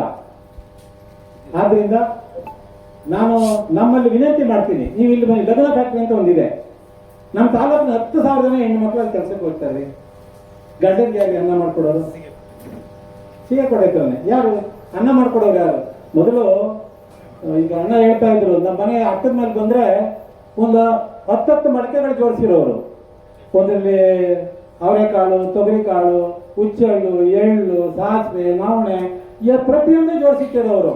ಆ ಮಡಕೆನಲ್ಲಿ ತಪ್ಪೆ ಮೆತ್ಬಿಡೋರು, ಸುತ್ತ ಹುಳ ಬಿದ್ದೈತವೆ ಅಂತ. ಒಂದಿಷ್ಟು ಬೇನೆಲೆ ಹಾಕ್ಬಿಡೋರು, ಹುಳ ಬಿಡದೇ ಇರಲಿ ಅಂತ. ಮತ್ತೆ ಹೋಗಿದ್ವಿ. ಇವತ್ತು ಯಾವ್ದೋ 5 ರೂಪಾಯಿ ಕೊಟ್ಟರೆ ಒಂದು ಟ್ಯಾಬ್ಲೆಟ್ ಕೊಡ್ತಾರೆ, ಅದು ಚೀಲಕ್ಕೆ ಹಾಕ್ಬಿಡ್ತಾರೆ. ಗಪ್ ಅಂತದ್ದು. ಈ ತರ ವಾತಾವರಣದಲ್ಲಿ ನಾವು ಬೆಳೆದಿದ್ದೀವಿ. ಅದನ್ನೆಲ್ಲ ನೆನೆಸ್ಕೊಂಡು ನನಗೊಂದು ಅನ್ನಿಸ್ತು, ನನ್ನ ತಂದೆ ತಾಯಿ ಫೋಟೋ ಅದು. ನನ್ಗನ್ಸಿತ್ತು ಇದು ಅವ್ರ ಜಮೀನು ಕೊಟ್ಟಿದ್ದು. ನಾನು ನಮ್ಮ ಪ್ರದೇಶನ ಕೇಳಿದ್ರು ಎಷ್ಟು ಎಕರೆ ಜಮೀನನ್ನ ಅಂತ. ನಮ್ಮ ಅಪ್ಪ ಅಮ್ಮ ಕೊಟ್ಟಿದ್ದು. ಒಂದ್ಸಾರಿ ರಾಜಕಾರಣ ಸುಸ್ತಾಗಿ, ಹೋರಾಟ ಸುಸ್ತಾಗಿ ಇಲ್ಲಿ ಬಂದು ಸೇರ್ಕೊಂಡಾಗ ಒಂದು 20 ಎಕರೆ ಜಮೀನು ಈ ಮಟ್ಟಕ್ಕೆ ಮಾಡಿದ್ದೀನಿ. ಒಂದು ಮನೆ ಬಾಳೆಹಣ್ಣು ಬೆಳೆದಿದ್ದೆ, 74 kg ಇತ್ತು. ಒಂದು ಪಚ್ಚಬಾಳೆ 74 kg. ನೀವು ಆಶ್ಚರ್ಯ ಪಡ್ಬೋದು. ಇವತ್ತಿಗೂ ಬನ್ನಿ, ವರ್ಷಕ್ಕೆ 100 ಗಂಟೆ ಭತ್ತ ಬೆಳಿತೀನಿ ನಾನು, ರಾಗಿ ಬೆಳಿತೀನಿ. ಕಳೆದ 9 ವರ್ಷದಿಂದ ಅರ್ಧ kg ರಾಗಿ ಭತ್ತ ಹೊರಗಡೆ ತಗೊಳ್ಳಲ್ಲ. ನಾನು ಮತ್ತು ನನ್ನ ಸ್ನೇಹಿತರು ತುಂಬಾ ನಾನು ಬೆಳೆಯೋದೇನೆ. ನಮ್ಮೂರಲ್ಲಿ ನಾನು ನೋಡಿ ನಗ್ತಾರೆ. ಒಂದು ದಿವಸ ಬೇಕಾದ್ರೆ ನೀವು ಚೆಕ್ ಮಾಡ್ಬೋದು ಹೋಗಿ, ಎಲ್ಲೂ ನನ್ನ ಹೆಸರಲ್ಲಿ 1 kg ಯೂರಿಯಾ ತಗೊಂಡಿಲ್ಲ, DAP ತಗೊಂಡಿಲ್ಲ. 1 kg ಯೂರಿಯಾ, 1 kg DAP ತಗೊಂಡಿಲ್ಲ. ಅಣ್ಣ ಅದಕ್ಕೆ ನಾನು ಔಷಧಿನೂ ಹೊಡೆಯಲ್ಲ. ಒಂದ್ಸರಿ ಬೆಂಕಿ ರೋಗ ಬಂದ್ಬಿಡ್ತು ಅಂತ ಎಲ್ಲ ಹೇಳೋದು. ನಮ್ಮ ಸುತ್ತಮುತ್ತ ಎಲ್ಲ ಔಷಧಿ ಹೊಡಿತಾರೆ. ಯೂರಿಯಾ ಹಾಕಿ ಬೆಳೆಸೋದೇ ಇಲ್ಲ. ನಮ್ಮ ಅಣ್ಣನ ಮಗ ಒಬ್ಬ ಇದ್ದಾನೆ, ಅವನಿಗೂ ನನಗೂ ಕಿತ್ತಾಟ. ಅವ್ನು 10 ಮೂಟೆ ಯೂರಿಯಾ ಹಾಕ್ತಾನೆ, ನಾನು 1 kg ತರಲ್ಲ. ಅದನ್ನ ಬೆಳಿ ಇವತ್ತಿಗೂ ಈಗಲೂ ಬೇಸಿಗೆ ಭತ್ತ 80 ಮೂಟೆ ಬೆಳೆದಿದ್ದೀನಿ. ಬೇಸಿಗೆ ಭತ್ತ 80 ಮೂಟೆ. ಮುಂದಿನ ಭತ್ತ ಬೆಳೆದಿದ್ದೆ. ಈಗ ಅಣ್ಣ ಹೇಳಿದ್ರು ರಾಗಿಗಳು. ನಮ್ಮಲ್ಲಿ ಹಿಂದೆ ಇದ್ದದ್ದು 3 ಭತ್ತ. ಒಂದು ರತ್ತನ್ ಚೂಡಿ, ಒಂದು ಬಗ್ಗಾಸಣ್ಣ ಅಂತ ಕರಿತಿದ್ದು. ಅದನ್ನ 1 ವಾರ ಭತ್ತ 701. ಅದು ಬಿಟ್ಟರೆ ಇಲ್ಲಿ ವಸ್ತಿನಲ್ಲಿ ಬೆಳೆಯೋ ಕೆಂಪು ಮುಂಡ್ಗ, ಬಿಳಿ ಮುಂಡ್ಗ. ಈಗ ಕೆಂಪು ಮುಂಡ್ಗ ಅಂದ್ರೆ ಏನು ಅಂತೀರಿ, ಬಿಳಿ ಮುಂಡ್ಗ ಅಂದ್ರೆ ಏನು ಅಂತೀರಿ? ನಾವೊಂದು ರೈತ ಮೋರ್ಚಾದ ಅರಮನೆ ಮೈದಾನದಲ್ಲಿ ಸದಾನಂದಗೌಡ CM ಆಗಿದ್ದಾಗ ಒಂದು ಕಾರ್ಯಾಗಾರ ಮಾಡಿದ್ವಿ. ಇಡೀ ದೇಶದ ರೈತ ಮೋರ್ಚಾದ ಎಲ್ಲ ಜನ ಬಂದಿದ್ದಾರೆ. ರತ್ತನ್ ಚೂಡಿ ಭತ್ತ 2 kg ಕೊಟ್ಟಿದ್ದೆ ಎಲ್ಲರಿಗೂ. ಜಮ್ಮು ಕಾಶ್ಮೀರ ತಗೊಂಡೋಗಿದ್ದಾರೆ ರತ್ತನ್ ಚೂಡಿನ. ನಾವು ಆ ಒಂದು ಕಾರ್ಯಾಗಾರನೂ ಮಾಡಿತ್ತು. ಈಗ ಇಂಥ ಹಿರಿಯರಿಂದ, ನಿಮ್ಮಂಥವರಿಂದ ಮತ್ತು ಈಗ ನಮ್ಮ ಭಾರತೀಯ ಜನತಾ ಪಾರ್ಟಿಯ ರೈತ ಮೋರ್ಚಾ ಇಷ್ಟೊಂದು ಉತ್ತಮವಾದ ಕೆಲಸ. ಅದು ಸಾವಯವ ಒಂದು ತೋಟದಲ್ಲಿ ನೋಡ್ರಿ 4 ಜನ ಛತ್ರದಲ್ಲಿ ರುದ್ರೇಶನ ದುಡ್ಡು ಕೊಟ್ಬಿಟ್ರು ಅನ್ನೋ ಕಾರಣಕ್ಕೆ ಛತ್ರ ಕೊಡ್ತಾರೆ, ಅಡಿಗೆ ಕೊಡ್ತಾರೆ, ಊಟ ಮಾಡಿರ್ತಾರೆ. ಹಸೆ ಟವಲ್ ಹಾಕೊಂಡು ಬರೋದು ಮುಖ್ಯ ಅಲ್ಲ. ಎಲ್ಲರೂ ಆಕ್ಯುಪಂಕ್ಚರ್ ಆಗಿದೆ. ನೀವೆಲ್ಲ ನಡ್ಕೊಂಡು ಬಂದಿದ್ದೀರಿ, ಗೊತ್ತಿಲ್ಲದೆ ಅರ್ಧ ಕಿಲೋಮೀಟರ್ ವಾಕ್ ಮಾಡಿದ್ದೀರಿ, ಬರಿಗಾಲಲ್ಲಿ ನಡೆದಿದ್ದೀರಿ, ಆಕ್ಯುಪಂಕ್ಚರ್ ಆಗಿದೆ. ಅಂದ್ರೆ ಅದೆಷ್ಟು ಮಾಡಬೇಕು ಅಂದ್ರೆ ತುಂಬಾ ಕಷ್ಟ ಆಯ್ತು.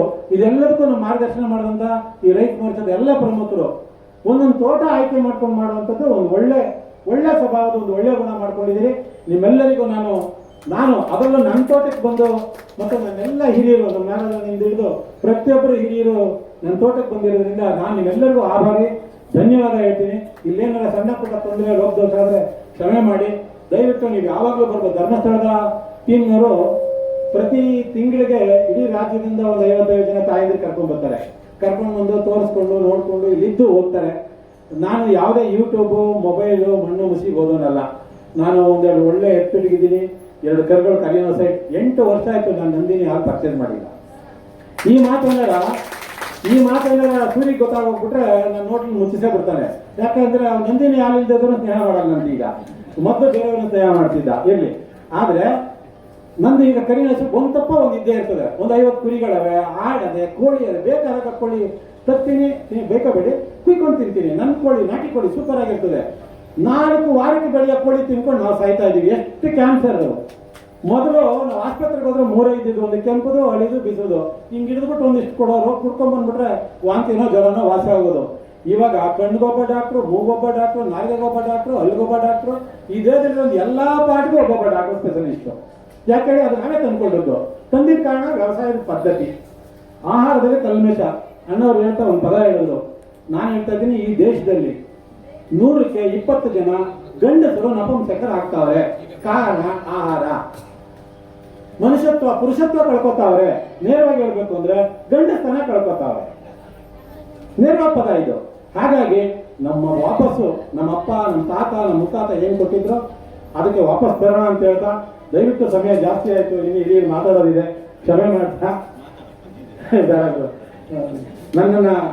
ನನ್ನ ತೋಟಕ್ಕೆ ತಾವೆಲ್ಲ ಬಂದಿರೋದ್ರಿಂದ ತುಂಬಾ ಸಂತೋಷ ಆಯ್ತು. ದಯಮಾಡಿ ತಾವು ಕೂಡ ಸಾವಯವ ಕೃಷಿಗೆ ಹೋಗಿ ರೈತಾಪಿ ಸಂಕುಲ ಉಳಿಸಿ. ಕಾಲೇಜುಗಳು ಒಂದು ವರ್ಷಕ್ಕೆ 20-25 ಸಾವಿರ ಇಂಜಿನಿಯರಿಂಗ್ ಈಚೆ ಬರ್ತಾರೆ, 10,000 ಜನ ಡಾಕ್ಟರ್ ಬರ್ತಾರೆ, ಒಬ್ಬ ರೈತ ಈಚೆಗೆ ಬರಲ್ಲ. ಇವತ್ತು ಪ್ರತಿಯೊಬ್ಬರು ಮಗನ ಇಂಜಿನಿಯರ್ ಮಾಡ್ಬೇಕು ಅನ್ನೋರೆ. ದಯವಿಟ್ಟು ರೈತನ್ ಮಾಡಿ. ನೀವು ರೈತನ್ ಮಾಡಿದ್ರೆ ಈ ಸಮಾಜ ಉಳ್ಕೊಳ್ತದೆ. ಜಮೀನು ಉಳಿಸ್ಕೊಂಡ್ರೆ ನಾವು ಉಳ್ಕೊಳ್ತೀವಿ. ಆ ಜಮೀನು ಮತ್ತು ರೈತ ಇಬ್ಬರು ಇಲ್ಲ ಅಂದ್ರೆ ನಾವ್ ಯಾರು ಇರಲ್ಲ. ಇದು ಭಾಷಣಕ್ಕೆ ಮಾತ್ರ ಸೀಮಿತ ಅಲ್ಲ, ಕೃತಿಯಲ್ಲಿ ಆಗ್ಬೇಕು ಅಂತ ವಿನಂತಿ ಮಾಡಿ ನಾನು ಮಾತನ್ನು ಮುಗಿಸ್ತೀನಿ. ನಮಸ್ಕಾರ. ಜಿಲ್ಲಾಧ್ಯಕ್ಷರಾದಂತ ಶ್ರೀಯುತ ಆನಂದ್ ಸ್ವಾಮಿ ಅವರು ಮಾತಾಡಬೇಕಂತ ಕೇಳ್ತೀನಿ. बोलो भारत माता की। ವೇದಿಕೆ ಮೇಲೆ ಉಪಸ್ಥಿತರಿರುವಂತ ಎಲ್ಲ ಗಣ್ಯ ವ್ಯಕ್ತಿಗಳೇ, ನಮ್ಮ ಜೊತೆ ಕೂಡಿರುವಂತ ಎಲ್ಲ ರೈತ ಬಾಂಧವರೇ, ಮೋದಿ ಅವರು ಎಲ್ಲರೂ ನೈಸರ್ಗಿಕ ಕೃಷಿ ಮಾಡಿ ಅಂದ್ರು. ಎಲ್ಲ ದೇಶನ ಶ್ರೀಲಂಕಾ ಮಾಡ್ತಾನೆ, ಈ ಮೋದಿ ಶ್ರೀಲಂಕಾ ಮಾಡ್ತಾನೆ ಅಂತ ಹೇಳಿದ್ರು. ಅವ್ರು ಏನ್ ಹೇಳಿದ್ರು, ಒಬ್ಬ ವ್ಯಕ್ತಿ ಒಂದು 5 ಎಕರೆ ಜಮೀನಿದ್ರೆ 1 ಎಕರೆನ ನೈಸರ್ಗಿಕ ಕೃಷಿ ಈ ವರ್ಷ ಮಾಡಿ, ಇನ್ನು 4 ವರ್ಷ ಮಾಮೂಲಿ ಕೃಷಿ ಮಾಡ್ತಾ ಇರಿ. ಈ 1 ವರ್ಷ 2ನೇ ವರ್ಷ ಇನ್ನೊಂದು ಎಕರೆ ತಗೊಳ್ಳಿ. ಹಾಗೆ 5 ವರ್ಷ ಹೋಗುವಕ್ಕೆ ನಮ್ ಕೃಷಿ ನೈಸರ್ಗಿಕ ಕೃಷಿ ಆಗುತ್ತೆ, ನಮ್ಗೆ ಆರೋಗ್ಯ ಬರುತ್ತೆ ಅಂತ ಹೇಳಿದ್ರು. ಅದನ್ನ ಅಪಾರ್ಥ ಮಾಡಿಕೊಂಡು ಎಲ್ಲಾರು ಶ್ರೀಲಂಕಾದಲ್ಲಿ ದಿವಾಳಿ ಆಗ್ತೀವಿ, ನಮ್ಗೆ ಆಹಾರ ಸಿಗಲ್ತು ಅಂತ ಹೇಳಿದ್ವಿ. ನಾವೆಲ್ಲ ಯೂರಿಯಾ ಹೆಚ್ಚೋರು ಎಷ್ಟು ಜನ ಇದೀವಿ? ಯೂರಿಯಾನೇ ಹೆಚ್ಚೋರು ಎಲ್ಲ ಯೂರಿಯಾ ಹೆಚ್ಚಿರಲ್ವಾ? ನಾವು ಹೋಗಿ ಸ್ಟ್ರೈಕ್ ಮಾಡ್ತಾ ಇರ್ತೀವಿ, ಕೃಷಿ ಇಲಾಖೆ ತಾವು ನಮ್ಗೆ ಯೂರಿಯಾ ಕೊಡಿ ಅಂತ. ಅದೇ ಜ್ಞಾನ ಇದೆ. ತಾತ್ಕಾಲಿಕವಾಗಿ ಜ್ಞಾನವನ್ನು ಬಳಸಿ ನಾವೇ ಒಂದು ಪಂಪ್ ಹಾಕೊಂಡು ಸ್ಪ್ರೇ ಮಾಡೋದ್ರಿಂದ ನೇರವಾಗಿ ಹಸಿರು ಧೋರಣಕ್ಕೆ ಸಿಗುತ್ತೆ, ಅದು ನಮ್ಗೆ ಉತ್ಪತ್ತಿ ಆಗುತ್ತೆ. ನಾವೆಲ್ಲ ತಾಯಂದಿರು ನಾವೆಲ್ಲ ಏನ್ ಮಾಡ್ತೀವಿ, ಅಲ್ಲಿ ಬಾಯ್ಲರ್ ಕೋಳಿ ಎತ್ಕೊಂಡು ಓಡ್ಬರ್ತೀವಿ ಸಾಯಂಕಾಲ ಅಂತ. ಬಾಯ್ಲರ್ ಕೋಳಿ ತಿನ್ನೋದ್ರಿಂದ ನಮ್ಮ ಹೆಣ್ಣು ಮಕ್ಕಳಿಗೆ ನಾವು 8 ವರ್ಷ 9 ವರ್ಷ ಮಟ್ಟಿಗೆ ವೃತ್ತಿಮತಿ ಆಯ್ತಾ ಇದಾರೆ. ಯಾಕೆ ಟಯರ್ಡ್ ಆಗ್ತಾ ಇದಾರೆ ಅವರು? ನಾವೆಲ್ಲ ಹಿಂದೆ ನಾಟಿ ಕೋಳಿಗಳು ತಿಂತಾ ಇದ್ವಿ. ನಾವೆಲ್ಲ ಜಾಸ್ತಿ ಯಾಕೆ ಈ ಮಾತಾ ಪ್ರಸ್ತಾಪ ಮಾಡ್ತಾ ಇದೀವಿ ಅಂದ್ರೆ, ಇಲ್ಲೆಲ್ಲ ನಾನ್ ವೆಜ್ ಪ್ರೇಯರ್ ಜಾಸ್ತಿ ಇರೋದು. ಒಂದು 10% ಸಸ್ಯಾಹಾರಿಗಳು ಬಿಟ್ಟು 90% ನಾನ್ ವೆಜ್ ತಿನ್ನೋದು. ಆ ನಾಟಿ ಕೋಳಿ ತಿಂತಿದ್ದಾಗ ಸದೃಢವಾಗ್ತಿದ್ರು. ಈಗ ವಾರಕ್ಕೊಂದ್ಸಲಿ, ಈಗ ತಿಂಗಳಿಗೊಂದ್ಸಲಿ 2 ತಿಂಗಳಿಗೊಂದ್ಸಲಿ ಮಟನ್ ತರ್ತಿದ್ರು. ಆಗ ದೇಹ ಚೆನ್ನಾಗಿರ್ತಿತ್ತು. ಈಗ ದಿನಾ ಮಾಂಸ ತಿಂತಾರೆ. ಎಲ್ಲಿ ನೆರವೇದೆ 1000 ಜನ ಇರ್ತಾರೆ ನೆರವೇರುತ್ತಾವು. ವೆಜ್ಗೆ ಹೋಗಲ್ರು, ವೆಜ್ ಊಟಕ್ಕೆ ಹೋಗಲ್ರು. ಅಲ್ಲಿ ಶ್ರೇಕನ್ ದೇಹನ ದಂಡಿಸುವುದಿಲ್ಲ, ಅದು ರೋಗ ಕನ್ವರ್ಟ್ ಆಗುತ್ತೆ. ದಯವಿಟ್ಟು ಏನಾರ ತಿಂದಿ ನೀವು ಬೆಳಿಗ್ಗೆ ಹೊತ್ತು ನಿಮ್ ತೋಟ ಗದ್ದೆಯಲ್ಲಿ ಒಂದು ಅರ್ಧ ಗಂಟೆ ಗೊರ್ಮ ಎಳೀರಿ, ಗರಿ ಎಳೀರಿ, ಮೇವು ಕುಯ್ಯಿರಿ ದನ ಕರಿಗಳಿಗೆ. ನೀವು ಫಸ್ಟ್ ಕೃಷಿಕರಾಗಿ ಅಂತ ಕೇಳ್ಕೊಳ್ತಾ ನಾನು 2 ಮಾತು ಮುಗಿಸ್ತೀನಿ. ಧನ್ಯವಾದಗಳು.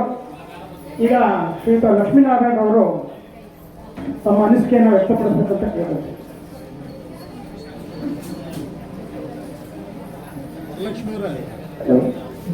ಈ ವೇದಿಕೆ ಕೂತಿರ್ತಕ್ಕಂಥ ಎಲ್ಲ ಹಿರಿಯರಿಗೆ ಮತ್ತೆ ನಮ್ಮ ರೈತ ಮುಖಂಡರಾದ ನಮ್ಮ ಶಿವರುಗಳಿಗೆ, ನಮ್ಮ ಸಂಸ್ಥೆಯ ಸಿಇಒ ಆದ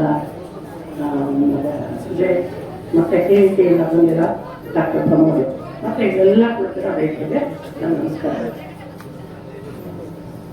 ನಮ್ಗೆ ಖುಷಿ ಆಗ್ತಾ ಇರೋದು ಏನು ಅಂತಂದ್ರೆ, ಇದು ಖೇತ್ ಬಚಾವೋ ಅಂದ್ರೆ ಭೂಮಿ ಉಳಿಸಿ ಅನ್ನೋ ಕಾರ್ಯಕ್ರಮ ಜೊತೆ ನಡೆಸ್ತಾ ಇರೋದು ಯಾರು ಅಂತಂದ್ರೆ KVK ನಡೆಸ್ತಾ ಇದ್ದಾರೆ, ಮತ್ತೆ ನಮ್ಮ ಕನಕಪುರ ಆರ್ಗ್ಯಾನಿಕ್ಸ್ ಅಂತ ಏನಿದೆ ಅದು ನಡೆಸ್ತಾ ಇದ್ದಾರೆ. ಜೊತೆಗೆ ಬೆನ್ನೆಲುಬಾಗಿ ನಮ್ಮ ಬಿಜೆಪಿ ರೈತ ಮೋರ್ಚಾ ಕೊಟ್ಟಿದೆ. ಇದು ಇನ್ನೂ ನನಗೆ ಬಹಳ ಸಂತೋಷ ಆಗ್ತಾ ಇರೋದೇನಂದ್ರೆ, ಯಾವ ರೈತರಿಗೂ ಫಸ್ಟ್ ಭಾಷಣ ಮಾಡಕ್ ಕೊಡಲ್ಲ, ಫಸ್ಟ್ ಅವ್ರು ಭಾಷಣ ಮಾಡ್ತಾರೆ. ಯಾರು ರೈತ ಮುಖಂಡರಲ್ಲ, ರಾಜಕೀಯ ಮುಖಂಡರು ಭಾಷಣ ಮಾಡಿ ಅವ್ರು ಹೇಳಿದ ತಕ್ಷಣ ಜನ ಎಲ್ಲ ಹೋಗಿರ್ತಾರೆ. 10 ಜನ ನಿಜವಾದ ರೈತರ ಮಾತಾಡ್ತಿರ್ತಾರೆ. ಆದ್ರೆ ಇದರಲ್ಲಿ ಮಾತ್ರ ಮೊದಲು ರೈತರಿಗೆ ನಮಗೆ ಗುರುತಿಸಿ ನಾವು ಮಾತಾಡಕ್ ಕೊಟ್ಟು ಆಮೇಲೆ ನಾನು ಮಾತಾಡ್ತಾ ಇದ್ದೀನಿ ಅನ್ನೋದು ನಿಜವಾದ ರೈತ ಕಾಳಜಿ ಅಂದ್ರೆ ಈ ರೈತ ಆಗ್ಬೋದಾ ಸರ್?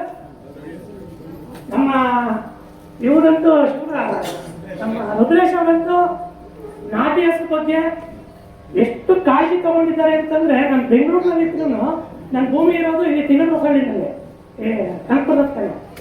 ಅವರು ಆ ಸುತ್ತಮುತ್ತ ಎಲ್ಲಿ ಜಾತ್ರೆ ನಡೆಯುತ್ತೆ, ಕಡಲೆಕಾಯಿ ಪಕ್ಷೆ ಆಗ್ಲಿ ಮತ್ತೊಂದಾಗ್ಲಿ ಮರಳೊಂದಾಗ್ಲಿ, ಆ ರೈತರಿಂದ ನಿಂತ್ಕೊಂಡು ನಮ್ಮ ಸಂಸ್ಕೃತಿನ ಉಳಿಸ್ತಾ ಇದ್ದಾರೆ.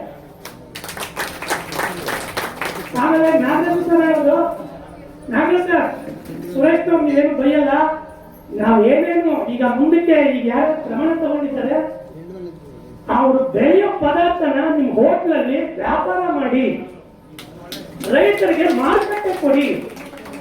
ಆದ್ರೂ ನೀರು ಹಾಕಿ, ಇದು ಸಾವಯವ ಊಟ ಸಿಗುತ್ತೆ ಅಂತಾನೆ ಹಾಕಿ, ಆರೋಗ್ಯವಾಗಿರುತ್ತೆ ಅಂತ. ಈಗ ನಾವು ಜಿಮ್ಗೆ ಹೋದ್ರೆ, ಜಿಮ್ನಾಶಿಯಂಗೆ ಹೋದ್ರೆ ಅಲ್ಲಿ ಈ ಬಾಡಿ ಬಿಲ್ಡರ್ದು ಅವ್ರದ್ದೆಲ್ಲ ಫೋಟೋ ಹಾಕಿರ್ತಾರಲ್ಲ, ಅದೇ ರೀತಿ ನಾವು ಇಲ್ಲಿ ಸಾವಯವದಲ್ಲಿ ಬೆಳೆದಿರೋದು ಇಲ್ಲಿ ವಿಷಮುಕ್ತವಾಗಿದೆ, ನೀವು ಇನ್ನೂ ಆರೋಗ್ಯ ಚೆನ್ನಾಗಿರುತ್ತೆ ಅಂತ ಅದನ್ನ ಬೋರ್ಡ್ ಹಾಕಿ ನಮ್ಮ ರೈತರಿಗೆ ಮಾಪೇಟ್ಕೊಂಡು.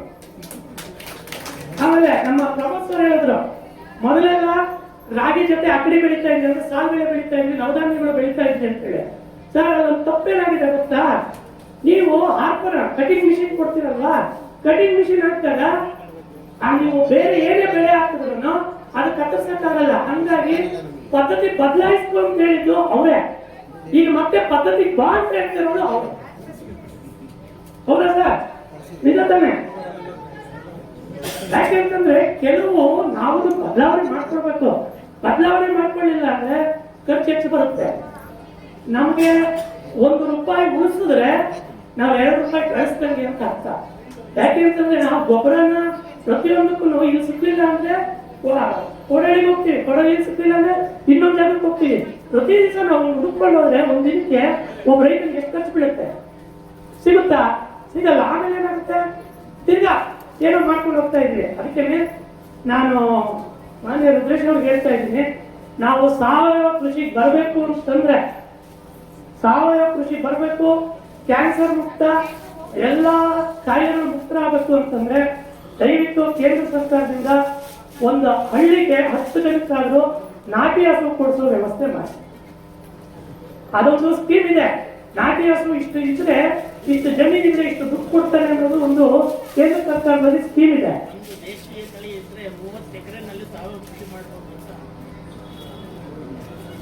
ಏನ್ ಹೇಳ್ತಾ ಇದ್ದಾರೆ ಅಂದ್ರೆ, 1 ಎಕರೆ ಒಂದು ಜೋಡಿ ಹಸು ಇದ್ರೆ 10 ರಿಂದ 20 ಎಕರೆ ವ್ಯವಸಾಯ ಮಾಡಬಹುದು.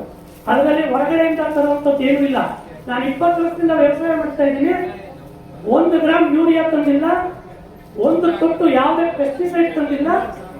ಎಲ್ಲ ನಮ್ಮ ಹತ್ರ ಏನಿದೆ ಅದನ್ನೇ ಉಪಯೋಗಿಸ್ತೇವೆ ಹೊರತು ವನಸ್ಪತಿ ಅಂತ ಏನಂತೀವಿ ನಾವು, ಕಳೆ ಅಂದ್ಬಿಟ್ಟು ಒಡೆದು ಬಿಸಾಕ್ತೀವಿ. ಅಲ್ಲ, ಕಳೆ ಅಲ್ಲ, ಅದು ಕಳೆ ಅಲ್ಲ, ವನಸ್ಪತಿ. ನಮ್ಗೆ ಇರೋದಕ್ಕೆ ಹೆಸರಿಟ್ಟಿರೋದು ವನಸ್ಪತಿ ಅಂತ ಹೇಳಿ ಅದನ್ನ ಉಪಯೋಗಿಸ್ಕೊಳ್ಬೇಕು. ಅದನ್ನ ಉಪಯೋಗಿಸ್ಕೊಂಡು ನಾವು ಬೆಳೆ ಬೆಳಿಬೇಕು.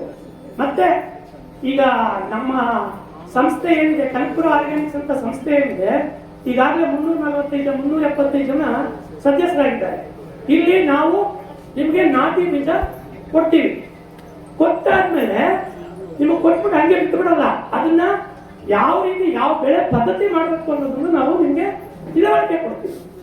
ತಿಳುವಳಿಕೆ ಕೊಟ್ಟಾಗ ಮಾತ್ರ ನೀವು ಆಸಕ್ತಿ ಆಗ್ತೀರಿ ಹೊತ್ತು ಇಲ್ಲ ಅಂದ್ರೆ ನೀವೇ ಈಗ ಸಹಜವಾಗಿ ಭತ್ತ ಬಿತ್ತನೆ ಮಾಡ್ತಾರೆ. ಭತ್ತ ಬಿತ್ತನೆಗೆ 1 ಎಕರೆಗೆ ಎಷ್ಟು ಹಾಕ್ತೀರಿ? ಬಿತ್ತನೆ 10 kg ಹಾಕ್ತೀರಿ. ಹೌದಾ? ಯಾಕೆ? ಸರ್ಕಾರ ಸಬ್ಸಿಡಿ ಕೊಡುತ್ತೆ. ಸಬ್ಸಿಡಿ ಕೊಟ್ಟದ್ದು ಯಾರು ಹಾಕೊಂಡು ಹೋಗ್ಲಿ ಹಾಕಿ ಅಂತ ಹಾಕ್ತೀರಿ. ನಾವು 1 ಎಕರೆಗೆಲ್ಲ 1 kg ಮೇಲೆ ಉಪಯೋಗಿಸ್ತೀವಿ ಭತ್ತ. ಯಾಕೆ? ಆ ಪದ್ಧತಿಯನ್ನ ನಾವು ಬದಲಾಯಿಸ್ಕೊಳ್ಬೇಕು. ನೀರು ಸುಮ್ಮನೆ ಬಿಡ್ತಾನೆ ಇದ್ರೆ ನೀರು ಎಷ್ಟು ಅಂತ ತೆಗಿತೀರಿ? ಮೊದಲು ಕಪಲೆ ಇತ್ತು, ಬಾವಿಯಿಂದ ಓಪನ್ ಆ ಕಪಲೆಯಿಂದ ನೀರು ಹೊಡಿತಾ ಇದ್ರು. ಆಮೇಲೆ ಅದು ಒಂದು ಸಾಯಂಕಾಲ ಆದ್ಮೇಲೆ ನಿಲ್ಲಿಸ್ಬಿಡ್ತಾ ಇದ್ರು, ಅರ್ಧ ಗಂಟೆ ಕುಗ್ತಾ ಇರಲಿಲ್ಲ. ಈಗ ಪ್ರತಿಯೊಂದು ಕಡೆನೂ ಮೋಟ್ರು, ನೀರು ಎಳೆದು ಅಂತರ್ಜಲ ಏನಾಗ್ತಾ ಇದೆ, ತಳಮಟ್ಟಕ್ಕೆ ಹೋಗ್ತಾ ಇದೆ. ಅದ್ರ ಕೆಳಗಡೆ ಈ ಲವಣಗಳು ಜಾಸ್ತಿ ಆಗ್ತಾ ಇದೆ. ಆ ಲವಣಗಳು ಜಾಸ್ತಿ ಆದಾಗ ಮೂಳೆ ನೋವು, ಹಲ್ಲು, ಮತ್ತೆ ಈ ಕೊನೆಗಳ ನೋವು ಬಂದು ಮತ್ತೆ ನಾವೇ ಅದನ್ನು ತೊಂದರೆ ಅನುಭವಿಸ್ತಾ ಇದ್ದೀವಿ. ಆ ರೀತಿ ನೀರು ಕಡಿಮೆ ಮಾಡ್ಕೊಳ್ಳೋ ಟೆಕ್ನಿಕ್ ಬೇಕಾದಷ್ಟಿದೆ. ಆಮೇಲೆ ಬೆಳೆ ಪದ್ಧತಿನಲ್ಲೂ ಅಷ್ಟೇ. ಸರ್ ಹೇಳಿದ್ರು ಮಾಗಿ ಉಳುಮೆ ಎಷ್ಟು ಜನ ಮಾಡಿದೀವಿ. ಹೋದ ವರ್ಷ ಕುಯ್ದು ಮನೆಗೆ ಬಂದ್ರೆ ಮೂಟೆ ಇಟ್ಕೊಂಡು ಬಂದ್ಮೇಲೆ ತಿರುಗಿ ನಾವು ಕಾಲಿಕ್ಕೋದು ಯಾವಾಗ? ಜೂನ್ನಲ್ಲಿ. ಅಲ್ಲಿವರೆಗೂ ಅದೇನಾದ್ರೂ ಅನಾಥವಾಗಿ ಬಿದ್ದಿರ್ಲಿ. ನಾವು ಮಾತ್ರ ಎಲ್ಲ ಹೊರಗಡೆ ಹೋಗ್ಬೇಕು ಅಂದ್ರೆ ಶಾಲು, ಕೋಟು ಎಲ್ಲ ಹಾಕೊಂಡು ಹೋಗ್ತೀವಿ. ಭೂಮಿ ತಾಯಿ ಏನಾಗ್ಬೇಕು? ಭೂಮಿ ತಾಯಿ ಏನಾಗ್ಬೇಕು? ಭೂಮಿ ತಾಯಿ ಒಣಗಿ ಸಾಯ್ತಾರೆ. ಅದಕ್ಕೇನೆ ನೀವು ಮೊದಲನೇ ಮಳೆ ಬಂದ ತಕ್ಷಣ, ಬೆಳೆ ಕುಯ್ದಾದ್ಮೇಲೆ ಮೊದಲನೇ ಮಳೆ ಬಂದ ತಕ್ಷಣ ಮಾಗಿ ಉಳುಮೆ ಮಾಡಬೇಕು. ಸರ್ ಮಾಗಿ ಉಳುಮೆ ಮಾಡಕ್ ಆಗಲ್ಲ ಸರ್. ಯಾಕೆ ಸರ್? ಇರೋದು ಒಂದೇ ಟ್ರ್ಯಾಕ್ಟರ್ ಸರ್. ನಿಜ, ಕರೆಕ್ಟ್. ಅವನು ಫಸ್ಟ್ ಅವ್ನು ದುಡ್ಕೊಂತಾನೆ, ಅವ್ರ ಸ್ನೇಹಿತರು ದುಡ್ಕೊಂತಾನೆ, ಆಮೇಲೆ ಅವ್ರ ನೆಂಟರು ದುಡ್ಕೊಂಡು ಆಮೇಲೆ ನಿಮ್ಮ ಹತ್ರ ಬರೋ ವರ್ಷದಲ್ಲಿ ಭೂಮಿ ಏನಾಗಿರುತ್ತೆ? ಗಟ್ಟಿಯಾಗಿರುತ್ತೆ. ಸುಮ್ಮನೆ ಮೇಲ್ಗಡೆ ಈ ಕೆಳಬಿಟ್ಟು ಹೋಗ್ತಾರಲ್ಲ, ಆ ತರ ಮಾಡ್ತಾರೆ. ಜನ ದುಡ್ಡಿಯಲ್ಲಿ ಕಳ್ಕೊಳ್ತಾ ಇದ್ದಾರೆ ಅಂದ್ರೆ ಇದೇ ಕಾರಣ. ಮೊದಲು 5:05 ಎದ್ದು ಜನ ಊಡ್ತಾರೆ, 11 ಗಂಟೆಗೆಲ್ಲ ಮುದ್ದೆ ತಿನ್ಬಿಟ್ಟು ಮಲಗಿರೋರು, ತಿರ್ಗಾ ಮಧ್ಯಾಹ್ನ 3:00 ಹೋಗಿರೋರು. ಬೆಳಿಗ್ಗೆ ಯಾಕೆ ಮಾಡ್ಬೇಕು? ಔಷಧಿ ಸ್ಪ್ರೇ ಮಾಡೋದು ಅಷ್ಟೇ. ನಾವೆಲ್ಲ ಎಷ್ಟೊತ್ತು ಮಾಡಿದ್ದೀವಿ ಔಷಧಿ ಸ್ಪ್ರೇ? 10-11 ಗಂಟೆ ಮೇಲೆ ಸೂರ್ಯ ಮೆಟ್ಟಿಗೆ ಬಂದಾಗ ರೋಡಲ್ಲೂ ಯಾರು ಓಡಾಡಲ್ಲ. ಹುಡುಗರು ಅಷ್ಟೇ. ನೀವು ನಿಮ್ಮ ಬೆಳೆ ಇರೋ ಜಾಗದಲ್ಲಿ ಇರಲ್ಲ, ಎಲ್ಲ ತೆವರಿ ಬಂದಿರುತ್ತೆ, ಇಲ್ಲ ಬೇರೆ ಕಡೆ ಜಾಗದಲ್ಲಿ ಹೋಗ್ಬಿಟ್ಟು ಔಸ್ಕೊಂಡಿರುತ್ತೆ. ಅಂತಿದ್ರೆ ನೀವು ಈ ವರ್ಷ ಔಷಧಿ ಹೊಡೆದ್ರೆ ಬರೋ ವರ್ಷಕ್ಕೆ ಹುಳ ಎಲ್ಲ ಸತ್ತಿರ್ಬೇಕಲ್ವಾ? ಯಾಕೆ ಸಾಯಲ್ಲ? ಎಲ್ಲ ಹೋಗಿ ಔಸ್ಕೊಂಡಿರ್ತೇವೆ. ನೀವು ಇಬ್ಬರಿಗೆ ಇದ್ದಾಗ ಹೊಡೆದಾಗ ಏನಾಗುತ್ತೆ ಸರ್? ನ್ಯಾನೋ ಯೂರಿಯಾ ಬಗ್ಗೆ ಹೇಳಿದ್ರು. ನ್ಯಾನೋ ಯೂರಿಯಾನು ಅಷ್ಟೇ 40 kg ತಗೊಳ್ಳೋದು, ಅರ್ಧ ಲೀಟರ್ ಹೊಡಿಬೋದು. ಹೆಂಗ್ ಹೊಡಿತೀರಿ ನೀವು? ನಿಮ್ಗೆ ಅದ್ರದ್ದು ತಾಂತ್ರಿಕತೆ ಗೊತ್ತಿಲ್ಲ, ಅಂದ್ರೆ ಹೆಂಗ್ ಹೊಡಿಬೇಕು ಅನ್ನೋದು ಗೊತ್ತಿಲ್ಲ. ನಾವೇನ್ ಮಾಡ್ತೀವಿ? ಮಾಮೂಲಿ ಮೇಲ್ಗಡೆಯಿಂದ ಸ್ಪ್ರೇ ಮಾಡ್ತೀವಿ. ಮಾಡಬಾರ್ದು. ಎಲೆಗಳಿಗೆ ಕಣ್ಣಿರೋದು ಎಲೆ ಕೆಳಗಡೆ, ಮೇಲ್ಗಡೆ ಇರೋಲ್ಲ. ಮೇಲ್ಗಡೆ ಹೊಡೆದ್ರೆ ಹುಡುಗ ಕೆಳಗಡೆ ಉಂಟಾಗುತ್ತೆ ಹೊರತು ನಿಂತ್ಕೊಳ್ಳಲ್ಲ. ಕೆಳಗಡೆಯಿಂದ ಹೊಡೆದಾಗ ಏನ್ ಮಾಡುತ್ತೆ? ಅದಕ್ಕೆ ಸೊಮ್ಯಾಟೊ ಅಂತೇಳಿ ಒಂದು ಸಣ್ಣ ಸಂಧಿ ಇರುತ್ತೆ, ಕಣ್ಣಿರುತ್ತೆ. ಅಲ್ಲಿಂದ ಹೇಳ್ಕೊಂಡಾಗ ಏನಾಗುತ್ತೆ? ಗಿಡ ಚೆನ್ನಾಗಿ. ಹಾಗಾಗಿ ದಯವಿಟ್ಟು ನಮ್ಮ ಕನಕಪುರ ಆರ್ಗ್ಯಾನಿಕ್ ಇದಕ್ಕೆ ನೀವು ಮೆಂಬರ್ ಆದ್ರೆ ನಾವು ಈ ರೀತಿ ತಾಂತ್ರಿಕ ಸಲಹೆಗಳನ್ನು ಮತ್ತೆ ನಿಮಗೆ ಬೀಜ ಕೊಟ್ಟು ನಾವು ಮತ್ತೆ ಅದನ್ನ ವಾಪಸ್ ತಗೊಳ್ತೀವಿ. ಈಗ ಸಾಮೆ, ನವಣೆ ಈ ತರದ್ದು ಇನ್ನು ಬೇರೆ ಬೇರೆ ಏನೇ ಇದ್ರು ನಾವು ಕೊಟ್ಟು ಬೀಜ ಕೊಟ್ಟು ಹ್ಯಾಕ್ ಬೆಳಿಬೇಕು ಅಂತ ಹೇಳ್ಕೊಟ್ಟು ಅದನ್ನ ಮತ್ತೆ ನಾವು ವಾಪಸ್ ತಗೊಳ್ತೀವಿ. ಲಾಭದಲ್ಲಿ ಏನಾದ್ರು ಬಂದ್ರೆ, ಆ ವರ್ಷ ನಮ್ಗೆ ಲಾಭದಲ್ಲಿ ಏನಾದ್ರು ಬಂದ್ರೆ ಹಿಂದಿನ ವರ್ಷ ನಾವು ನಷ್ಟ ಕಿತ್ತಾಕಿ ರೈತರಿಗೆ ನಾವು ಲಾಭ ಹಂಚಿಕೆ ಮಾಡ್ತೀವಿ. ಕೇಳಿಸ್ತಾ ಇದೆಯಾ? ಇದೊಂದೇ ಸಂಸ್ಥೆ ಲಾಭ ಬಂದಾಗ ನಮ್ಗೆ ರೈತರಿಗೆ ವಾಪಸ್ ಕೊಡೋದು. ಮಾರುಕಟ್ಟೆ ಅಂದ್ರೆ ಮಾರಿ ಕೆಟ್ಟೆ ಅಂತ ಅರ್ಥ. ಎಷ್ಟು ಜನ ಮಾವಿನ ತಗೊಂಡು ಹೋಗಿ ವಾಪಸ್ ತಂದಿದ್ರಿ ಮಾರ್ಕೆಟ್ಗೆ? APMC ಹೋಗಿ ಎಷ್ಟು ಜನ ವಾಪಸ್ ತಂದಿದ್ರಿ? ತರಕಾರಿ ಅಲ್ಲೇ ಬಿಸಾಕ್ಬಿಟ್ಟು ಬಂದಿದ್ದಾರೆ. ಯಾಕೆ? ಬೆಲೆ ಇಲ್ಲ. 8 ರೂಪಾಯಿ, 6 ರೂಪಾಯಿ. ಇವತ್ತು ದಿವಸ ನಾವು 80 ರೂಪಾಯಿಗೆ ನಮ್ಮ KOPCL ಅಂದ್ರೆ ಸಂಸ್ಥೆ 80 ರೂಪಾಯಿಗೆ ಮಾವಿನ ಖರೀದಿ ಮಾಡ್ತೇವೆ. ಯಾಕೆ? ಅದರಲ್ಲಿ ವಿಷ ಇಲ್ಲ. ನಿನ್ನೆ ಟಿವಿ ನೋಡಿರ್ಬೋದು, ನ್ಯೂಸ್ ಅಲ್ಲಿ ನಾವೆಲ್ಲ 80-100. ಬೆಂಗಳೂರು ತಗೊಂಡ್ರೆ 120. ಹಣ್ಣು ಮಾಡಬಾರ್ದು, ಕಾಯಿ ತಗೊಂಡೋಗಿ ಕೊಡ್ಬೇಕು. ಹಣ್ಣು ಮಾಡೋದ್ರೆ ಏನಾಗುತ್ತೆ? ಹೋಗೋಷ್ಟರಲ್ಲೇ ಕಾಯಿ ಭಾಗ ಎಲ್ಲ ಬಚ್ಚಿ ಆಗೋಗುತ್ತೆ. ಅರ್ಥ ಆಯ್ತಾ? ಹಿಂದೆ ಟಿವಿ ನೋಡಿರ್ಬೇಕು. 163 ಟನ್ ಮಾವಿನ ನಿನ್ನೆ ರಫ್ತು ಮಾಡಿದಾರಂತೆ ಸಿಂಗಾಪುರ್, ಅಮೆರಿಕಾಗೆಲ್ಲ ಸೇರಿ. ಇಷ್ಟು ವರ್ಷನೂ ಮಾಡ್ತಾ ಇದ್ರು. ಆದ್ರೆ ಔಷಧಿ ಇದ್ದಿದ್ದು ಅದೇನು ಕ್ರಿಮಿನಾಶಕ ಅಂತ ಏನಿತ್ತು ಅದನ್ನ ಮಾಡಿ ಅದನ್ನ ವಾಪಸ್ ಕಳಿಸ್ತಾ ಇದ್ರು. ವಾಪಸ್ ಕಳಿಸೋ ಬದಲು ಅದನ್ನ ಬಿಸಾಕೋದು. ಈ ವರ್ಷ 160 ಟನ್ನು ತಗೊಂಡಿದ್ದಾರೆ. ಯಾಕೆ? ಅದರಲ್ಲಿ ವಿಷರಹಿತ ಮಾವಿನ ಹಣ್ಣು. ಅರ್ಥ ಆಗ್ತಿದ್ಯಾ? ದಯವಿಟ್ಟು ನಿಮ್ಗೆ ಅದ್ರ ಬಗ್ಗೆ ಇನ್ನೂ ಏನು ಬೇಕು ಅಂದ್ರೆ ನಮ್ಮ ಕನಕಪುರದಲ್ಲಿ BDCC ಬ್ಯಾಂಕ್ ಪಕ್ಕದಲ್ಲೇ ನಮ್ಮ ಸಂಸ್ಥೆ ಇದೆ. ಅಲ್ಲಿ ಬಂದು ನೀವು ಏನ್ ಬೇಕಾದ್ರೂ ಕೇಳ್ಬೋದು. ಮೊದಲು ಮೆಂಬರ್ ಆಗಿ ಅದನ್ನ ಸದುಪಯೋಗ ಪಡಿಸ್ಕೊಳ್ಳಿ. ಇಷ್ಟು ಮಾತಾಡಿ ಅವಕಾಶ ಕೊಡ್ತೀನಿ. ಈ ಒಂದು ನೈಸರ್ಗಿಕ ಕಾರ್ಯಾಗಾರದ ಈ ಒಂದು ಕಾರ್ಯಕ್ರಮಕ್ಕೆ ಆಗಮಿಸಿರ್ತಕ್ಕಂಥ ಎಲ್ಲ ವೇದಿಕೆ ಮೇಲೆ ಇರ್ತಕ್ಕಂಥ ಎಲ್ಲ ಗಣ್ಯರೇ ಮತ್ತೆ ರೈತ ಬಾಂಧವರೇ, ವಿಶೇಷವಾಗಿ ನಾಗಣ್ಣಂಗೆ ಹೇಳ್ಬೇಕಾಗ್ತದೆ. ಯಾಕೆಂದ್ರೆ ನಮ್ಮನ್ನ ವ್ಯವಸಾಯ ಮಾಡೋದೆಲ್ಲ ಬಿಡಿಸ್ಬಿಟ್ಟು ಅವರು ರಾಜಕೀಯ ಕರ್ಕೊಂಡು ಹೋಗ್ಬಿಟ್ಟು ಇವತ್ತು ವ್ಯವಸಾಯಕ್ಕೆ ಹೋಗ್ಬಿಡ್ತಾರೆ. ಅದೊಂದು ದೊಡ್ಡ ನೆನಪಿಸ್ಕೊಳ್ಬೇಕು ನಾವು. ಎಲ್ಲ ಹಿರಿಯರೇ, ಅಧ್ಯಕ್ಷರೇ, ಇವತ್ತು ನಮ್ಮ ವಿಜ್ಞಾನಿಗಳು ಹೇಳಿದ್ರು, ನಮ್ಮ ಹಿರಿಯರು ಹೇಳಿದ್ರು, ನಮ್ಮ ಕಂಪ್ನಿಗಳು ಎಲ್ಲರೂ ವಿಶೇಷವಾಗಿ ಒಂದು ಕಾರ್ಯಕ್ರಮನೇ ಇದು. ಏನೇ ಒಂದು ಮಂಡ್ಯದಲ್ಲಿ ಒಂದು ಕಾರ್ಯಕ್ರಮ ಹೋಗಿದ್ವಿ. ಅವರು ಕೂಡ ಹಿಂಗೇನೆ ಸಾವಯವ ಕೃಷಿ ಮಾಡ್ತಾ ಇದ್ರು, ನಿರಂಜನ್ ಅಂತ. ಅವ್ರ ತೋಟದಲ್ಲಿ ಜೋಡಿಸ್ಕೊಂಡಿದ್ವಿ. ಅವರು ಇದರಲ್ಲಿ ಚೌಟ್ರಿ ಮಾಡ್ತೀನಿ ಅಂದ್ರು. ನೀವು ಹೇಳ್ದಂಗೆ ನಮ್ಮ ರೈತರ ತೋಟದಲ್ಲೇ ಮಾಡ್ಬೇಕು ಅಂತ ಹೇಳಿ ಮಾಡ್ತಿದ್ವಿ. ತುಂಬಾ ಚೆನ್ನಾಗಿದೆ. ಅದನ್ನು ಸೇಮ್ ಇದೇ ತರ ಚೆನ್ನಾಗಿ ನಡೀತು. ಇವತ್ತು ಆಧುನಿಕ ಜಗತ್ತಿಗೆ ನಾವೆಲ್ಲ ಹೋಗ್ತಾ ಇದೀವಿ. ನಾವೆಲ್ಲ ಸಾಕಷ್ಟು ಸಾರಿ ಚರ್ಚೆ ಮಾಡಿದ್ದೀವಿ. ನಮ್ಮ ಸಂಪದಣ್ಣವರು ಇದ್ದಾರೆ, ನಮ್ಮ ರೈತ ಮುಖಂಡರುಗಳು. ನಾವು ಆಧುನಿಕ ಜಗತ್ತು ಹೋಗ್ತಾ ಇರೋದು ನಮ್ದು ತಪ್ಪು. ಮೊದಲು ಇವತ್ತು ನಮ್ಮ ತಂದೆ ನಮ್ಮ ತಾತಿರು ಮಾಡಿದ್ದು ನಾವು ಮಾಡ್ತಾ ಇಲ್ಲ, ನಾವೇ ತಪ್ಪು ಮಾಡ್ತಾ ಇದೀವಿ. ನಮ್ಮ ಭೂಮಿ ಕೆಡಬೇಕಾದ್ರೆ ನಾವೇ ಹಾಳು ಮಾಡ್ತಾ ಇರೋದು. ಯಾಕೆಂದ್ರೆ ನಾವು ಮಕ್ಕಳನ್ನ ನಮ್ಮನ್ನ ಶಾಲೆ ಕಳಿಸಿದ್ದು ಸರ್ಕಾರಿ ಶಾಲೆ, ಮಠದ ಶಾಲೆ ಮತ್ತೆ ಗೌರ್ಮೆಂಟ್ ಶಾಲೆಯಲ್ಲಿ ನಾವು ಓದಿದ್ದು. ನಾವೆಲ್ಲ ಕಲ್ತಿದ್ದೇನೆ ಹೇಳ್ರಿ, ನಾವು ಕಲ್ತಿದ್ದು ಒಂದು ಸಂಸ್ಕಾರ ಕಲ್ತಿದ್. ಮೊದಲು ಸಂಸ್ಕಾರ ಕಲಿತಾ ಇರೋದ್ರಲ್ಲಿ ನಮ್ಮ ಮಠ ಶಾಲೆಗಳಲ್ಲಿ ಮತ್ತೆ ನಮ್ಮ ಸರ್ಕಾರಿ ಶಾಲೆಗಳಲ್ಲಿ. ಯಾರು ಇವತ್ತು ಈ ಬಾಡ್ವಿನು ದೊಡ್ಡ ದೊಡ್ಡ ನಾನು ಕಾನ್ವೆಂಟ್ಗಳಲ್ಲಿ ಓದಿರೋರು ಇವತ್ತು ಅಮೆರಿಕಕ್ಕೆ ಹೋಗೋರೆ, ಅಪ್ಪ ಅಮ್ಮನ ಊರಲ್ಲಿ ಬಿಟ್ಬಿಟ್ಟು ಅನಾಥಾಶ್ರಮ ಅಂದ್ರೆ ವೃದ್ಧಾಶ್ರಮ ಮಾಡ್ಬಿಟ್ಟು ಹಳ್ಳಿಗಳನ್ನೆಲ್ಲ ಬಿಟ್ಬಿಟ್ಟು ಹೊರಗೋರೆ. ಇವತ್ತು ನೀವು ಖುಷಿ ಪಡ್ಬೇಕು, ನಮ್ಮ ಮಕ್ಕಳು ಚೆನ್ನಾಗಿ ಓದ್ಬೇಕು, ಚೆನ್ನಾಗಿರ್ಬೇಕು ಅಂತ ಹೇಳಿ ಕಳಿಸೋದು ತಪ್ಪು ಮಾಡಿದ್ ನಾವು. ಇವತ್ತು ಅವ್ರು ಅಲ್ಲೋಗಿ ಇಲ್ಲ ನನಗೆ ಇಲ್ಲಿ ಒಳ್ಳೆ ಸಂಬಳ ಬರ್ತಾ ಇದೆ, ನಾನು ಬರಲ್ಲ, ನೀವು ಅಲ್ಲೇ ದುಡ್ಡು ಕಳಿಸ್ತೀನಿ ಅಂತ ಹೇಳೋ ಒಂದು ಮಕ್ಕಳುಗಳು ಮತ್ತೆ ಅಂತ ಕುಟುಂಬಗಳು ತುಂಬಾ ಜನ ಇದ್ದೀವಿ. ನಾವು ಇಲ್ಲಿ ತುಂಬಾ ಜನ ಇದ್ದೀವಿ. ಅದಕ್ಕೆ ಮೊದಲು ನಾವು ನಮ್ಮ ತಪ್ಪನ್ನ ತಿಳ್ಕೊಳ್ಳಿ. ನಮ್ಮ ಮಕ್ಕಳುಗಳನ್ನ ನಮ್ಮ ತೋಟದಲ್ಲಿ ನಮ್ಮ ಮನೆಯಲ್ಲಿ ಪ್ರತಿ ವಾರಕ್ಕೆ ಅಟ್ಲೀಸ್ಟ್ ಒಂದ್ 2 ದಿನ ಕೆಲಸ ಮಾಡಕ್ಕೆ ಒಂದು ತೋರಿಸ್ಕೊಡ್ರಿ. ಮಣ್ಣು ಬಿಟ್ಬಿಟ್ರೆ ಗಲೀಜಾಗಿ ಹೋಗ್ತದೆ, ಕೈ ಗಾಯ ಆಗ್ತದೆ ಅನ್ನೋದು ಅದನ್ನು ಬಿಡ್ರಿ. ಫಸ್ಟ್ ಮಣ್ಣಲ್ಲಿ ಆಟ ಆಡೋ ಕೆಲಸನ ನಮ್ಮ ಮಕ್ಳುಗಳಿಗೆ ಸಂಸ್ಕಾರ ಕಲಿಸಿ ಫಸ್ಟ್, ಅವಾಗ ಸರಿ ಹೋಗ್ತದೆ ನಮ್ದೆಲ್ಲ ಒಂದು ಅರ್ಧ. ಯಾಕೆ ಮಾತು ಹೇಳ್ತೀನಿ ಅಂತಂದ್ರೆ ನಾನು ನೋಡ್ತಾ ಇದ್ದೀನಿ ಸುಮಾರು ಜನ ಮಕ್ಳು ಫೀಸ್ ಇರಲ್ಲ, ಫೀಸ್ ಕಟ್ಟಿಸ್ಬಿಡ್ತಾರೆ ಕಾನ್ವೆಂಟ್ ಅಲ್ಲಿ. ಅವರು ಯಾವ್ದೋ ಒಂದು ಚೆನ್ನಾಗಿ ಓದಿರ್ತಾರೆ, ಕಾನ್ವೆಂಟ್ ಆಗಿ ಹೊರಟಾಗಿರ್ತಾರೆ, ಈ ಕಷ್ಟ ಬಿಟ್ಬಿಡ್ತಾರೆ. ಅವ್ರು ಅಲ್ಲಿಂದಾನೆ ಫೋನ್ ಮಾಡ್ತಾರೆ, ಇವಾಗ ಫೋನ್ ಪೇ ಮಾಡ್ತೀನಿ, ಅಕೌಂಟ್ಗೆ ಹಾಕ್ತೀನಿ ಅಂತ ಹೇಳ್ತಾರೆ. ಅದನ್ನ ಫಸ್ಟ್ ಬಿಡ್ರಿ. ನಮ್ಮ ಮಕ್ಕಳನ್ನ ನಮ್ಮ ಊರಲ್ಲಿ ನಮ್ಮ ಗ್ರಾಮದಲ್ಲಿ ಬೆಳೆಸಕ್ಕೆ ಯೋಚನೆ ಮಾಡಿ. ಮೊದಲು ನಾವು ಒಂದು ಬೆಳೆ ಬೆಳೀತಾ ಇದ್ರೆ, ಒಂದು ರಾಗಿ ಬೆಳೆ ಬೆಳೀತಾ ಇದ್ರೆ ಒಂದ್ಸಲಿ 5-6 ಬೆಳೆ ಇಡ್ತಾ ಇದ್ವು. ಮುಚ್ಚಾಳು ಹಾಕ್ತಿದ್ವಿ, ಅವರೆಕಾಳು ಹಾಕ್ತಿದ್ವಿ, ಸಾಮೆ ಹಾಕ್ತಿದ್ವಿ, ಹಲಸಂಡೆ ಕಾಳು ಹಾಕ್ತಿದ್ವಿ, ರಾಗಿ ಬೆಳೀತಿದ್ವಿ. ಎಷ್ಟು ಬೆಳೆ ಆಗ್ತಾ ಇದ್ವು. ಒಂದು ಹಲಸಂಡೆಕಾಯಿ ಮಾರ್ಕೆಟ್ ತಗೊಂಡು ನಮ್ಮ ಕೂಲಿ ಹೊಲ ಕೊಯ್ಯೋ ಕೂಲಿಗೆ ಆಗೋದು. ಆತರ ಒಂದು ರಾಗಿ ಬೆಳೆದ್ರೆ 5-6 ಬೇರೆ ಬೆಳೀತಾ ಇದ್ವಿ. ಅದನ್ನೆಲ್ಲ ಬಿಟ್ಬಿಟ್ಟಿದೀವಿ. ಇವಾಗೆಲ್ಲ ಒಂದೇ ತಳಿ, ಯಾವ್ದೋ ಒಂದು M5 ಇನ್ನೊಂದು ಹಾಕ್ಬಿಟ್ಟು ಒಂದೇ ರಾಗಿ ಹಾಕ್ಬಿಡ್ತೀವಿ. ಇನ್ ಮಿಕ್ಕಿದ 5 ಬೆಳೆ ಬೆಳೀತಾ ಇದೀವಿ. ನಾವು ಲಾಸ್ ಆಗ್ತಾ ಇರೋದು ರೈತರುಗಳು ಹಿಂಗೇನೆ.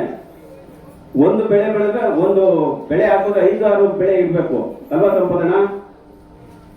ನಿಜ ತಾನೆ? ನಾವು ಲಾಸ್ ಆಗ್ತಾ ಇದೀವಿ. ರೈತರುಗಳಿಗೆ ಏನು ಸಿಗಲ್ಲ ಅಂತೀವಿ, ಏನ್ ಸಿಗ್ತದೆ? ಅವತ್ತು 1 kg ಹುಳ್ಳಿಕಾಳು ಎಷ್ಟು? 1 ಸೇರು 2 ರೂಪಾಯಿ ಇತ್ತು. ರಾಗಿ ಎಷ್ಟೈತೆ? 45 ರೂಪಾಯಿ ಐತೆ. ಅವತ್ತು ಯಾರಾದ್ರೂ ಕೂಲಿ ಆಳುಗಳು ಬಂದ್ರೆ ಹುಳ್ಳಿಕಾಳು ಕೊಡೋರು. ಇವತ್ತು ಆ ಹುಳ್ಳಿಕಾಳನ್ನ ಹುಳಿಗಳು ಹೋಗ್ತಾ ಇದ್ದೀವಿ ನಾವು ಆ ಒಂದು ಜಗತ್ತು ಹೋಗ್ಬಿಟ್ಟಿದೀವಿ. ಜೊತೆಗೆ ಇಲ್ಲೇ ಉದಾಹರಣೆ, ಇಲ್ಲಿ ಇಷ್ಟೆಲ್ಲ ಓಡಾಡ್ಕೊಂಡ್ಬರ್ತೀವಿ, ತೋಡ ಇರ್ತೈತೆ, ಇಲ್ಲಿ ಟೈಲ್ಸ್ ಹಾಕಿದೀವಿ. ಮೊದ್ಲೇನಿತ್ತು? ಗಾರೆ ಇತ್ತು, ಸಗಣಿ ಪದ ಇತ್ತು. ಅವಾಗ ನಿಮ್ಗೆ ಕ್ಯಾನ್ಸರ್ ಬರೋದಾ? ಕಾಯಿಲೆ ಬರೋದಾ? ಇವತ್ತು ಈ ಟೈಲ್ಸ್ ಮೇಲೆ ಓಡಾಡ್ತಾ ಇದ್ರೆ ಕಾಯಿಲೆ ಬರೋದ? ಇನ್ನೇನ್ ಮಾಡ್ಬಿಟ್ಟೆ? ನಾವೇ ತಾನೇ ಮಾಡ್ಕೊಂತ ಇರೋದು. ನಾವು ಮಾಡ್ಕೊಂಡಿರೋ ತಪ್ಪಿಗೆ ನಮ್ಮ ಕಾಯಿಲೆನ ನಾವೇ ತಗೊಂತ ಇದೀವಿ. ನಮ್ಮ ಆಯಸ್ನ ನಾವು ಕಮ್ಮಿ ಮಾಡ್ಕೊಂತ ಇದೀವಿ. ಇವ್ರು ಹೇಳ್ದಂಗೆ ನಮ್ ಗಂಡಸ್ತನೂ ನಾವೇ ಕಳ್ಕೊಂತ ಇದೀವಿ. 30-40 ವರ್ಷಕ್ಕೆ ಗಂಡಸ್ತನ ಓಡಿಸ್ತದೆ, ಅದನ್ನ ಕಳ್ಕೊಂತ ಇರೋದು ನಾವೇನೆ. ಸ್ವಯಂಕೃತ ಅಪರಾಧ ನಾವು ಮಾಡ್ಕೊಂತ ಇದೀವಿ. ಯಾಕೆಂದ್ರೆ ಆಧುನಿಕ ಜಗತ್ತು ಹೋಗ್ತಾ ಇದೀವಿ. ಅದನ್ನ ನಾವೆಲ್ಲ ಒಂದು ಹಳ್ಳಿ ನಮ್ಮ ತಾಯಂದ್ರವ್ರೆ, ಅವರು ಹಾಲು ಕರೆದ್ಬಿಟ್ಟು ಬಿಸಿ ಹಾಲು ಕುಡಿಸೋರು ಕುಡಿಲ ಮಗ ಅನ್ನೋರು, ನೊರೆ ಅದನ್ನ ಕುಡಿಯೋರು, ಅದೆಷ್ಟು ಶಕ್ತಿ ಕೊಡೋದು. ಇವತ್ತು ಹಂಗಲ್ಲ, ಅದನ್ನೆಲ್ಲ ತೆಗಿತಾರೆ, ಕೋವ ಮಾಡ್ತಾರೆ. ಅದೇನು ಪನ್ನೀರ್ ಮಾಡ್ಕೊಂಡು ತಿಂತೀರಾ, ಪ್ರಯೋಜನ ಬಂತು ಎಲ್ಲಿ ಬರ್ತದೆ ನಿಮ್ಗೆ? ಶಕ್ತಿನೂ ಇಲ್ಲ, ಆಯಸ್ಸು ಇಲ್ಲ. ನಾವು ಮಾಡ್ಕೊತಾ ಇದೀವಿ ತಪ್ಪು. ಜೊತೆಗೆ ನಾವು ತಿಪ್ಪೆಗುಂಡಿಗಳನ್ನ ಯಾರನ್ನ ನಾವು ಎಷ್ಟು ಜನ ಮನೇಲಿ ಐತೆ ತಿಪ್ಪೆಗುಂಡಿಗಳು ಇದಾವ? ನೀವೇ ಪುಣ್ಯವಂತರು. ಈ ತಿಪ್ಪೆಗುಂಡಿ ಏನ್ ಕಿರ್ತಿದ್ದೆ ಅಂದ್ರೆ, ನಾವು 1 ವರ್ಷ ಹಾಕಿ ಗೊಬ್ಬರನ ಹಾಕಿ ನೀರ್ನ ಬಿಡ್ತಾ ಇದ್ವಿ, ಮಳೆ ನೀರು ಇದೆಲ್ಲ ಕೊಳ್ತಿ ಗೊಬ್ಬರ ಹೆಂಗಿರೋದು. ಇವತ್ತು ಒಂದ್ ತೆಂಗಿನ ಮರಕ್ಕೆ 4 ಮಂಕ್ರಿ ಗೊಬ್ಬರ ಹಾಕ್ತೀರಾ, ಅವತ್ತು 1 ಮಂಕ್ರಿ ಗೊಬ್ಬರ ಹಾಕ್ತೀರಾ ಒಂದ್ ತೆಂಗಿನ ಮರಕ್ಕೆ. ಎಷ್ಟು ಫಸಲು ಕೊಡೋದು? ಯಾಕೆ? ಅದು ಕೊಳಿತಾ ಇತ್ತು. ಮತ್ತೆ ಬೇಸಿಗೆಯಲ್ಲಿ ಬಿದ್ದಿದ್ದು ಎಲೆಗಳು, ಹಳ್ಳ, ಯಾವ್ದೋ ಒಂದು ನಾಗರಾಜ ಹಳ್ಳನೋ ಇದ್ರ ಕಟ್ಟೆ ಬೋರ ಹಿಂಗ್ ಕಟ್ಟೆನೋ ಏನೋ ಇರೋದಲ್ಲ, ಆ ಕಟ್ಟೆಗೆ ಹೋಗಲ್ಲ, ಏನೋ ಗಳಿ ಬಿದ್ದಿರ್ತಾವಲ್ಲ ತರ್ಗು, ಆ ತರ್ಗು ಕೊಳ್ತಿರೋದು ತಗೊಂಡೋಗಿ ಮನೆಗೆ ತೋಟಕ್ಕೆ ಹಾಕ್ತಿದ್ವು. ಎಷ್ಟು ಜನ ಬರೋದು ಬೆಳೆ? ಇವತ್ತು ಎಲ್ಲಿ ಬೆಳೀತಾ ಇದೀವಿ? ಬೆಳೀತಾ ಇಲ್ಲ. ಯಾವ್ದೋ ಒಂದು ಯೂರಿಯಾ ತಗೊಂಡ್ಬರ್ತೀವಿ, ಹಾಳು ಮಾಡ್ಕೊಂತ ಇದೀವಿ. ಇದು ನಾವು ಮಾಡ್ಕೊಂಡಿರೋ ತಪ್ಪು. ಸರಿನೋ ತಪ್ಪ ಹೇಳಿ ಇಂಜಿನಿಯರ್ ಸಾಹೇಬ್ರೆ? ಹಾಗಾಗಿ ನಾವು ನಮ್ಮ ಸ್ವಯಂಕೃತ ಅಪರಾಧದಿಂದ ನಾವು ಮಾಡ್ಕೊಂತ ಇದ್ದೀವಿ. ದಯಮಾಡಿ ನಮ್ಮ ಮಕ್ಕಳಿಗೆ ಒಂದು ವ್ಯವಸಾಯದ ಬಗ್ಗೆ ಕಲಿಸಿ. ಈ ವಿಶೇಷವಾಗಿ ನಾನೊಂದು ನಾಗರಾಜ್ ಒಂದು ಐಡಿಯಾನು ಕೊಡ್ತೀನಿ, ಒಂದು ಸಮಾಜ ಸೇವೆ ಮಾಡಕ್ ಒಂದು ನೀವು ಇರೋ ಜಾಗದಲ್ಲೇ ಮಾಡಕ್ ಒಂದು ಯೋಚನೆ ಮಾಡ್ಬೋದು. ನಮ್ಮೆಲ್ಲ ಮಕ್ಕಳುಗಳು, ನನ್ನ ಮಗನು ಕೂಡ, ನನ್ನ ಮಗನಿಗೂ ಸರಿಯಾಗಿ ಗೊತ್ತಿಲ್ಲ, ನಾನು ಕಲಿಸ್ತೀನಿ, ಅದ್ರ ನಿಮ್ಗೆ ಗೊತ್ತೋದು. ಆದ್ರೂ ವ್ಯವಸಾಯದ ಟ್ರೈನಿಂಗ್ ಸೆಂಟರ್ ಮಾಡ್ರಿ. ಕನಿಷ್ಠ ಪಕ್ಷ ಒಂದು ತಿಂಗಳಿಗೆ 10 ಜನಕ್ಕೆ ಮಾತ್ರ ಮಾಡ್ರಿ. ಅವ್ರಿಗೆ ಒಳ್ಳೆ ಊಟನೇ ಕೊಡಿ, ಒಳ್ಳೆ ವ್ಯವಸ್ಥೆ ಮಾಡಿದ್ದೀರ, ಒಳ್ಳೆ ಜಾಗ ಐತೆ, ನೀವು ನೇಚರ್ ಮಾಡ್ತೀವಿ ಅಂತ ಇರಲ್ಲ. ನೇಚರ್ ಜೊತೆಗೆ ಒಂದು ಸ್ಕೂಲ್ ಮಾಡಿ, ಟ್ರೈನಿಂಗ್ ಸ್ಕೂಲ್ ಮಾಡಿ, ಅಪ್ಲಿಕೇಶನ್ ಹಾಕಿ. ಯಾಕೆಂದ್ರೆ ಮಂಗಳೂರಲ್ಲಿ ಒಬ್ಬ 150 ಎಕರೆ ಜಮೀನ್ ಮಾಡ್ತಾವ್ರೆ. ಅವರು ಒಂದು ತಿಂಗಳಿಗೆ 50 ಜನ ತಗೊಂತಾರೆ ಮಕ್ಕಳಿಗೆ ಟ್ರೈನಿಂಗು. ಗೊತ್ತಿರ್ಬೇಕು ಟ್ರೈನಿಂಗು. ಇವತ್ತು ನೀನು 10 ಆಳು ತಗೋಬೇಕು ಅಂತಂದ್ರೆ ಕೂಲಿ ಕೊಟ್ಟು ತಗೋಬೇಕು. 1 ತಿಂಗಳು ನೀವು ಟ್ರೈನಿಂಗ್ ತಗೊಳ್ರಿ, ಕೂಲಿ ಆಳು ಫ್ರೀ ಸಿಗ್ತದೆ. ಅವ್ರ ಹತ್ರ ಒಂದಿಷ್ಟು ಅಂತ ಫೀಸ್ ಮಾಡ್ರಿ, ಒಳ್ಳೆ ಊಟ ಕೊಡಿ, ನೈಸರ್ಗಿಕವಾಗಿ ಬೆಳೆದಿರೋ ಊಟ ಕೊಡ್ರಿ, ಆರೋಗ್ಯ ಇರ್ತೈತೆ, ಇದ್ರ ಬಗ್ಗೆ ಗೊತ್ತು ಇರ್ತೈತೆ, ತಿಳಿಸ್ಕೊಡ್ರಿ, ಮಾಸ್ಟರ್ ಆಗ್ರಿ. ಇದೊಂದು ನಮ್ಮ ರಾಮನಗರ ಜಿಲ್ಲೆ ಅಂದ್ರೆ ಈಗ ಬೆಂಗಳೂರು ದಕ್ಷಿಣ ಜಿಲ್ಲೆಗೆ ಒಂದು ಮಾದರಿಯಾಗಿ ನಾವೆಲ್ಲ ನಿಮ್ಗೆ ಸಪೋರ್ಟ್ ಮಾಡ್ತೀವಿ. ಅಲ್ಲ, ಈ ತರ ನಡೆಯುತ್ತೆ ಅದು. ನೀವೇನು ಇದೇನಿಲ್ಲ, ನೀವು ಒಂದು ಸಂಸ್ಥೆ ಅಂತ ಮಾಡಿ, ಒಂದು ಟ್ರೈನಿಂಗ್ ಸೆಂಟರ್ ತರ ಮಾಡಿ.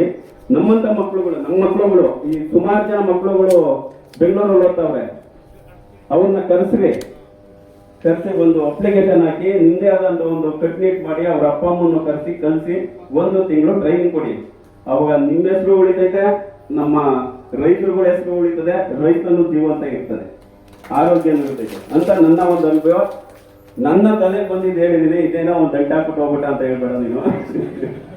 ಇದು ಒಳ್ಳೆ ಯೋಚನೆ. ಇಂಥವ್ರ ಸಹಾಯ ತಗೊಳ್ರಿ, ಸಹಾಯ ತಗೊಳ್ರಿ. ಒಳ್ಳೆ ಬಿಸ್ನೆಸ್ ಆಗ್ತದೆ, ನಿಮ್ ತೋಟದಲ್ಲೂ ಚೆನ್ನಾಗಿರ್ತದೆ, ಲೇಬರ್ ಪ್ರಾಬ್ಲಮ್ ನಿಮ್ಗೆ ಕಮ್ಮಿ ಆಗ್ತದೆ ಅಂತ ಹೇಳಕ್ಕೆ ಇಷ್ಟಪಡ್ತೀನಿ. ಹಾಗಾಗಿ ಈ ಒಂದು ಕಾರ್ಯಕ್ರಮ ಬಹಳ ಯಶಸ್ವಿಯಾಗಿ ಆಗ್ತಾ ಇದೆ. ಯಾಕೆಂದ್ರೆ ನಮ್ಮ ದೇಶದ ಪ್ರಧಾನಮಂತ್ರಿಗಳು ನರೇಂದ್ರ ಮೋದಿ ಅವರೊಂದು ಕಲ್ಪನೆ ಏನು ಅಂದ್ರೆ, ರೋಗ ಮುಕ್ತ ಭಾರತ ಆಗ್ಬೇಕು. ನಮ್ಮ ದೇಶದಲ್ಲಿ ಯಾವ ರೈತ ಬೆಳೀತಾ ಇದ್ದಾನೆ ಇವತ್ತು ವಿಷ ಆಗ್ತಾ ಇದೆ. ಆ ವಿಷನ ಕಮ್ಮಿ ಆಗಿ ಇವತ್ತು ಪ್ರತಿಯೊಬ್ಬ ಮನುಷ್ಯನು 100 ವರ್ಷ ಬದುಕಬೇಕು ಅನ್ನೋ ಒಂದು ಕಾನ್ಸೆಪ್ಟ್ ಇಟ್ಕೊಂಡವ್ರೆ. ನಮ್ಮ ತಾತಿರು 110 ವರ್ಷ 105 ವರ್ಷ ಬದುಕಿದ್ರು. ನಮ್ಮ ತಂದೆಯವರು 90-95 ಹೋದ್ರು. ನಾವು 60-65 ಬಂದವ್ರೆ. ನಮ್ಮ ಮಕ್ಳುಗಳು ಆಗ್ಲಿ ನಮ್ಮ ಕಣ್ಣು ಮುಂದೆನೆ ಸುಮಾರು ಜನ ಹಾರ್ಟ್ ಅಟ್ಯಾಕ್ ಆಗ್ತಾ ಇದ್ದವ್ರೆ. ಬಹಳ ಬೇಜಾರಾಗ್ತಾ ಇದೆ ಯಾಕೆಂದ್ರೆ ನಾವೆಲ್ಲ ಪ್ರತಿಯೊಬ್ಬ ಮನುಷ್ಯನು ಈ ಕುಂತಿರೋರು ಎಲ್ಲರೂ ಅಷ್ಟೇ, ಇನ್ ಮುಂದೆ ಇರೋರು ಅಷ್ಟೇ. ಇದ್ರನ್ನ ನಾವು ಅಳವಡಿಸ್ಕೊಂಡ್ರೆ ನಾವು ಜೀವನನೂ ನಮ್ಮ ಆಯಸ್ಸು ಹೆಚ್ಚಾಗ್ತದೆ ಅಂತ ಈ ಒಂದು ಮೂಲಕ ನಮ್ಗೆ ಅನುಕೂಲ ಆಗ್ತದೆ ಅಂತ ನಾನು ಹೇಳಕ್ಕೆ ಇಷ್ಟಪಡ್ತೀನಿ. ಬಂಧುಗಳೇ, ನಾವು 8 ವರ್ಷ ಆಯ್ತು ನಾಗರಾಜಣ್ಣ ನಾವೆಲ್ಲ ಸೇರಿ. ಇದೇ ಆಗ್ಲಿ 8 ವರ್ಷದ ಹಿಂದೆ ಒಂದು ಪಾದಯಾತ್ರೆ ಮಾಡಿದ್ವಿ. ನಮ್ಮ ರಾಮನಗರದಿಂದ ಕೆಂಗಲ್ಲಿಂದ ಸಂಪತ್ತಣ್ಣ ನೀವು ಬಂದಿದ್ರೇನೋ ಬೆಂಗಳೂರವರೆಗೂ ಭಾಗವಹಿಸಿದ್ರ ಎಲ್ಲ ಇದರಲ್ಲಿ ಅದೇ ಇರಬೇಕು ಕೊನೆ ನಾಗರಾಜಣ್ಣ ಒಂದು ದೊಡ್ಡ ಪ್ರತಿಭಟನೆ ಹೋರಾಟ ಮಾಡಿದ್ದು ಅದೇ ಇರಬೇಕು. ಅದು ಬಿಟ್ರೆ ನೀವು ಕೈಗೆತ್ಕೊಂಡಿದ್ದು ಮೇಕೆದಾಟು ನೀವು ಎತ್ಕೊಂಡ್ರೆ ಇನ್ನೊಬ್ರು ಹೈಜಾಕ್ ಮಾಡಿದ್ರು, ಅದು ಒಳ್ಳೇದಾಯ್ತು. ಮೇಕೆದಾಟು ಆಗ್ಲಿ ಎಲ್ಲರಿಗೂ ಆಗ್ಲಿ, ಇಲ್ಲಿನ ರೈತರುಗಳಿಗೆ ಅನುಕೂಲ ಆಗ್ಲಿ. ಬಟ್ ಮೇಕೆದಾಟು ಆಗ್ಬೇಕು ಅಂತ ನಮ್ಮೆಲ್ಲರ ಅಪೇಕ್ಷೆ ಐತೆ, ಅದು ಒಳ್ಳೇದಾಗ್ಲಿ. ಅವತ್ತು 8 ವರ್ಷದ 18ರಲ್ಲಿ ಜುಲೈ 26, 27, 28 ಪ್ರಾರಂಭ ಮಾಡಿದ್ವಿ. ಆ ಒಂದು ರೈತ ಹೋರಾಟ ಅದೇ ತರ ಸಂಪಾದನೆ. ನೀವೆಲ್ಲ ರೈತ ನಾಯಕರುಗಳಿದ್ದೀರಾ. ನಮ್ಮ ರೈತರಿಗೆ ಯಾವುದೇ ಒಂದು ತೊಂದರೆ ಆದಂತ ಸಂದರ್ಭದಲ್ಲಿ ನೀವೆಲ್ಲ ದಯಮಾಡಿ ರೈತರ ಪರವಾಗಿ ನಿಂತ್ಕೊಳ್ಳಿ, ರೈತರು ಉಳಿಸ್ರಿ. ರೈತ ಇದ್ರೇನೆ ಎಲ್ಲಾರು. ಹಾಗಾಗಿ ರೈತ ಇರಬೇಕು. ರೈತನ ಯಾರೇ ಒಂದು ಸಂದರ್ಭದಲ್ಲಿ ಯಾವುದೇ ಸಂದರ್ಭದಲ್ಲಿ ತೊಂದರೆ ಆದಾಗ ನಾವೆಲ್ಲ ಕೈಗೆ ಎತ್ತಿಸ್ಕೋಬೇಕಾದಂತ ಒಂದು ಅನಿವಾರ್ಯ ಬಂದಂತ ಸಂದರ್ಭದಲ್ಲಿ ನಾವೆಲ್ಲ ಕೈ ಜೋಡಿಸೋಣ ಅಂತ ಹೇಳ್ತಾ ಈ ಒಂದು ಕಾರ್ಯಕ್ರಮಕ್ಕೆ ಬರಮಾಡಿ, ಅದರೊಳಗೂ ನಾಗರಾಜಣ್ಣ ನಮ್ಮ ಹಳೆಯ ಸ್ನೇಹಿತರು, ನಾವೆಲ್ಲ ಅವ್ರ ಜಿಲ್ಲಾಧ್ಯಕ್ಷರು, ನನ್ನ ತಾಲೂಕು ಅಧ್ಯಕ್ಷ, ರುಬ್ಬರು, ಕೆಲಸ ಮಾಡಿಸೋರು, ಮತ್ತೆ ಅವರು ರಾಜ್ಯಕ್ಕೆ ಹೋದ್ರು, ನಮ್ಗೆ ಇಲ್ಲಿ ಜಿಲ್ಲೆಗೆ ಬಿಟ್ರು.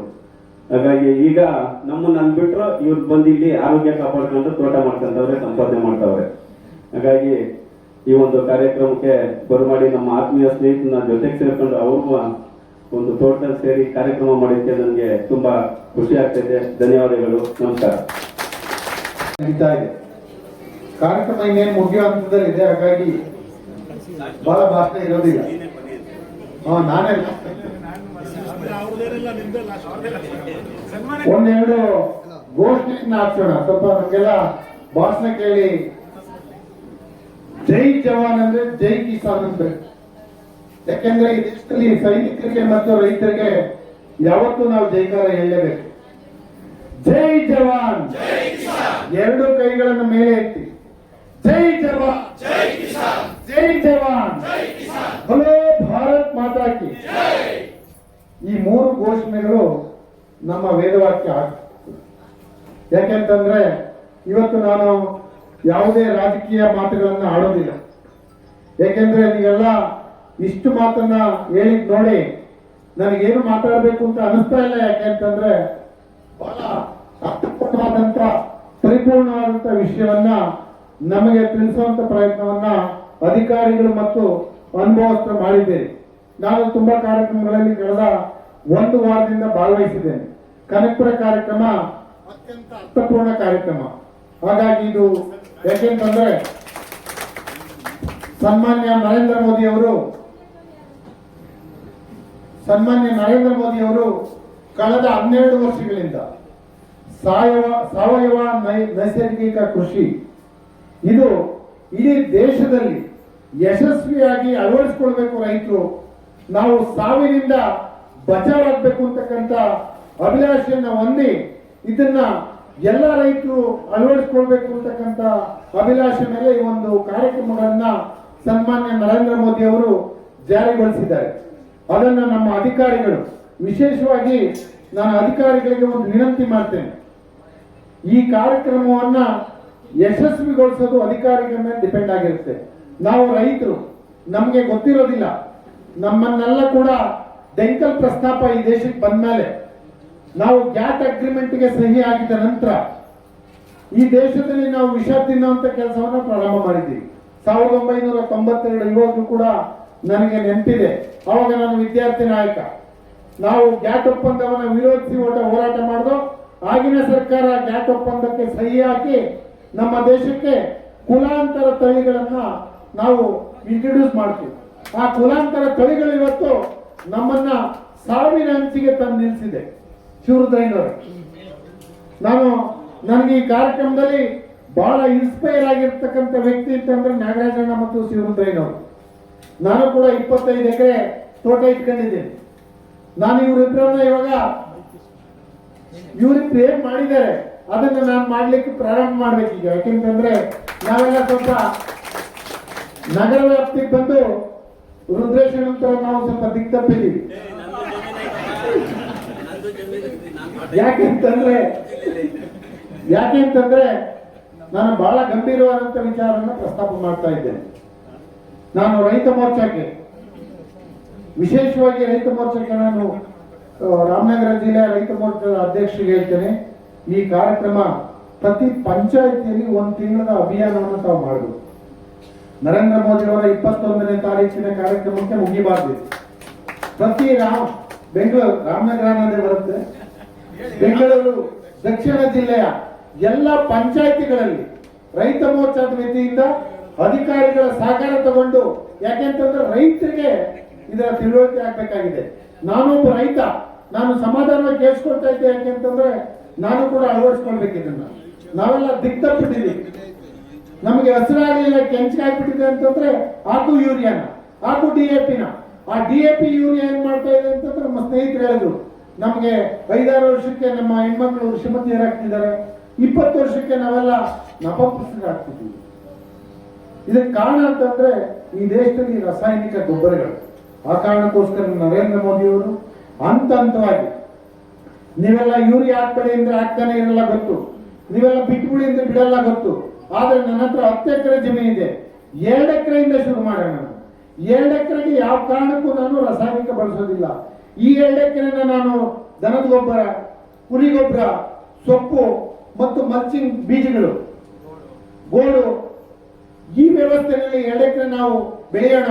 ಆ ನಂತರ ಹಂತವಾಗಿ 12 ಎಕರೆ, 12 ಎಕರೆ, 12 ಎಕರೆ, ಒಂದು 5 ವರ್ಷದಷ್ಟೊತ್ತಿಗೆ ನಾವು ನಾವು ರಾಸಾಯನಿಕ ಒಂದು ಗೊಬ್ಬರದಿಂದ 0 ಸ್ಟೇಜಿಗೆ ತಲುಪಿಸಿ ನಾವು ಸಾವಯವ ಕೃಷಿಯನ್ನು ಅಳವಡಿಸಿಕೊಳ್ಬೇಕು. ಯಾಕೆಂತಂದ್ರೆ ನಾವಿವತ್ತು ಸಾವಿನ ದವಡೆಯಿಂದ ಹೊರಗೆ ಬರಬೇಕಾಗಿದೆ. ಇವತ್ತು ನಮ್ಗಿದು ನಗರದ ಪ್ರದೇಶದ ಜನಕ್ಕೆ ಇದು ಅರ್ಥ ಆಗ್ತಾ ಇಲ್ಲ.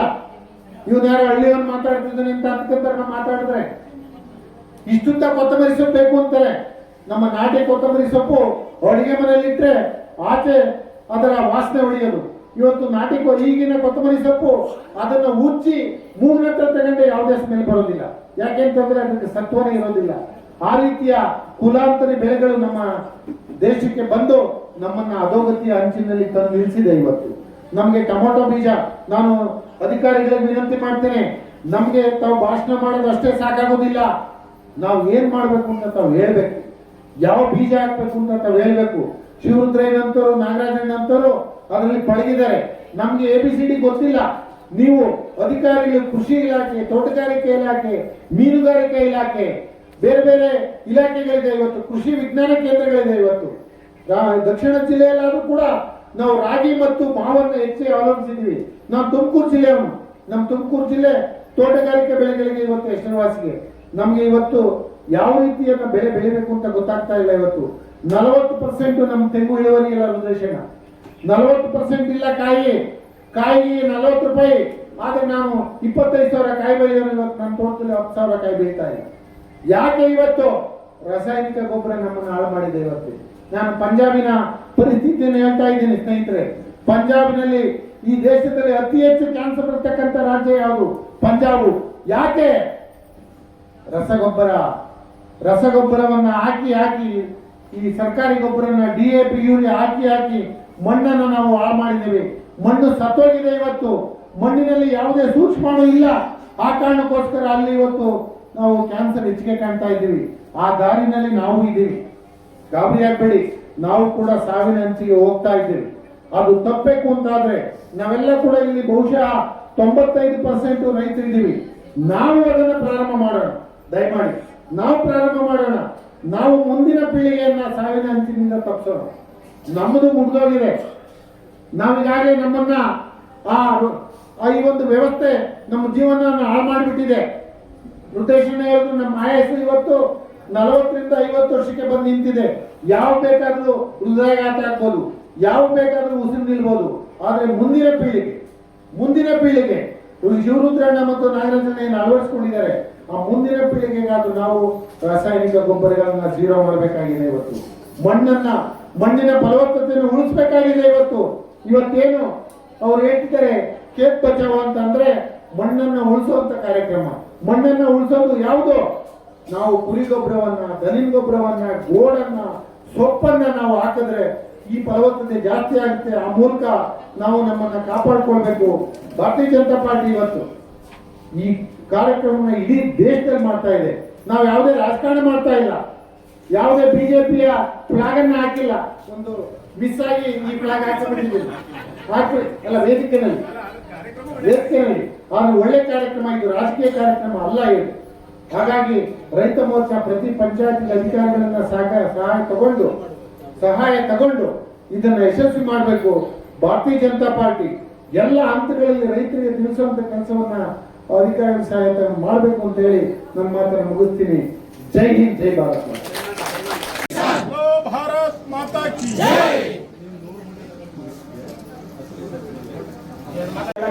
ಎಲ್ಲ ಕಾರ್ಯಕರ್ತ ಬಂಧುಗಳು, ನನ್ನ ಹಿತೈಷಿಗಳು, ಮತ್ತೆ ಎಲ್ಲಕ್ಕಿಂತ ಹೆಚ್ಚಾಗಿ ನಮ್ಮ ಹಿರಿಯರು, ನನ್ನ ಆತ್ಮೀಯರು ಆದಂತ ಡಿ ನಾಗರಾಜ್ ಅವರು, ಅವ್ರ ಸಹಕಾರ ಇಲ್ಲದಿದ್ರೆ ಖಂಡಿತ ಈ ಒಂದು ಕಾರ್ಯಕ್ರಮ ಈ ರೀತಿ ಯಶಸ್ವಿ ಆಗ್ತಿರ್ಲಿಲ್ಲ. ಇದು ನಮ್ಮ ತಾಲೂಕಿನಲ್ಲಿ ಒಂದು ಹೆಮ್ಮೆಯ ವಿಚಾರ. ಇಂತಹ ಒಂದು ಕಾರ್ಯಕ್ರಮವನ್ನ ಅದ್ದೂರಿಯಾಗಿ ನಡೆಸ್ಕೊಳ್ಳಕ್ಕೆ ಸಹಕಾರ ಕೊಡುವಂತ ನಾಗರಾಜ್ ಅವರು ಕೂಡ ಧನ್ಯವಾದಗಳು. ಹಾಗೆ ಬ್ಯಾಟರಿಗಳು, ಜಿಲ್ಲಾಧ್ಯಕ್ಷರು, ನನ್ನೆಲ್ಲ ಪದಾಧಿಕಾರಿಗಳು, ರುದ್ರೇಶ್ ಅವರು ಎಲ್ಲರೂ ಕೂಡ ಭಾಗವಹಿಸಿ ಕಾರ್ಯಕ್ರಮವನ್ನು ಯಶಸ್ವಿಯಾಗಿ ಮಾಡಿಕೊಂಡಿದ್ದಾರೆ. ಹಾಗೆ ರೈತ ಮಹಿಳೆಯರು, ರೈತರು, ರೈತ ಮಿತ್ರರು, ಪತ್ರಕರ್ತರು ಎಲ್ಲರೂ ಕೂಡ ಬಂದು ಅಧಿಕಾರಿಗಳು, ವಿಜ್ಞಾನಿಗಳು ಎಲ್ಲರೂ ಕೂಡ ಈ ಕಾರ್ಯಕ್ರಮ ಭಾಗವಹಿಸಿ ಈ ಒಂದು ಕಾರ್ಯಕ್ರಮ ಯಶಸ್ವಿಗೊಳಿಸುತ್ತಿಗೆ ತಮ್ಮೆಲ್ಲರಿಗೂ ತುಂಬ ಧನ್ಯವಾದಗಳನ್ನು ಅರ್ಪಿಸ್ತಾ, ಮುಂದಿನ ದಿನಗಳಲ್ಲಿ ಇದೇ ರೀತಿ ಎಲ್ಲರೂ ಸಹಕಾರ ಕೊಟ್ಟು ರೈತ ಮೋರ್ಚಾವನ್ನು ಅತ್ಯುನ್ನತ ಸ್ಥಾನದಲ್ಲಿ ಕಾರ್ಯಕ್ರಮಗಳನ್ನು ಜರುಗಿಸೋಣ ಅಂತ ಹೇಳಿ ನನ್ನ ಮನವಿ ಮಾಡ್ತಾ ನನ್ನ ಮಾತನ್ನು ಮುಗಿಸ್ತೀನಿ. ಜೈ ಹಿಂದ್, ಜೈ ಕರ್ನಾಟಕ.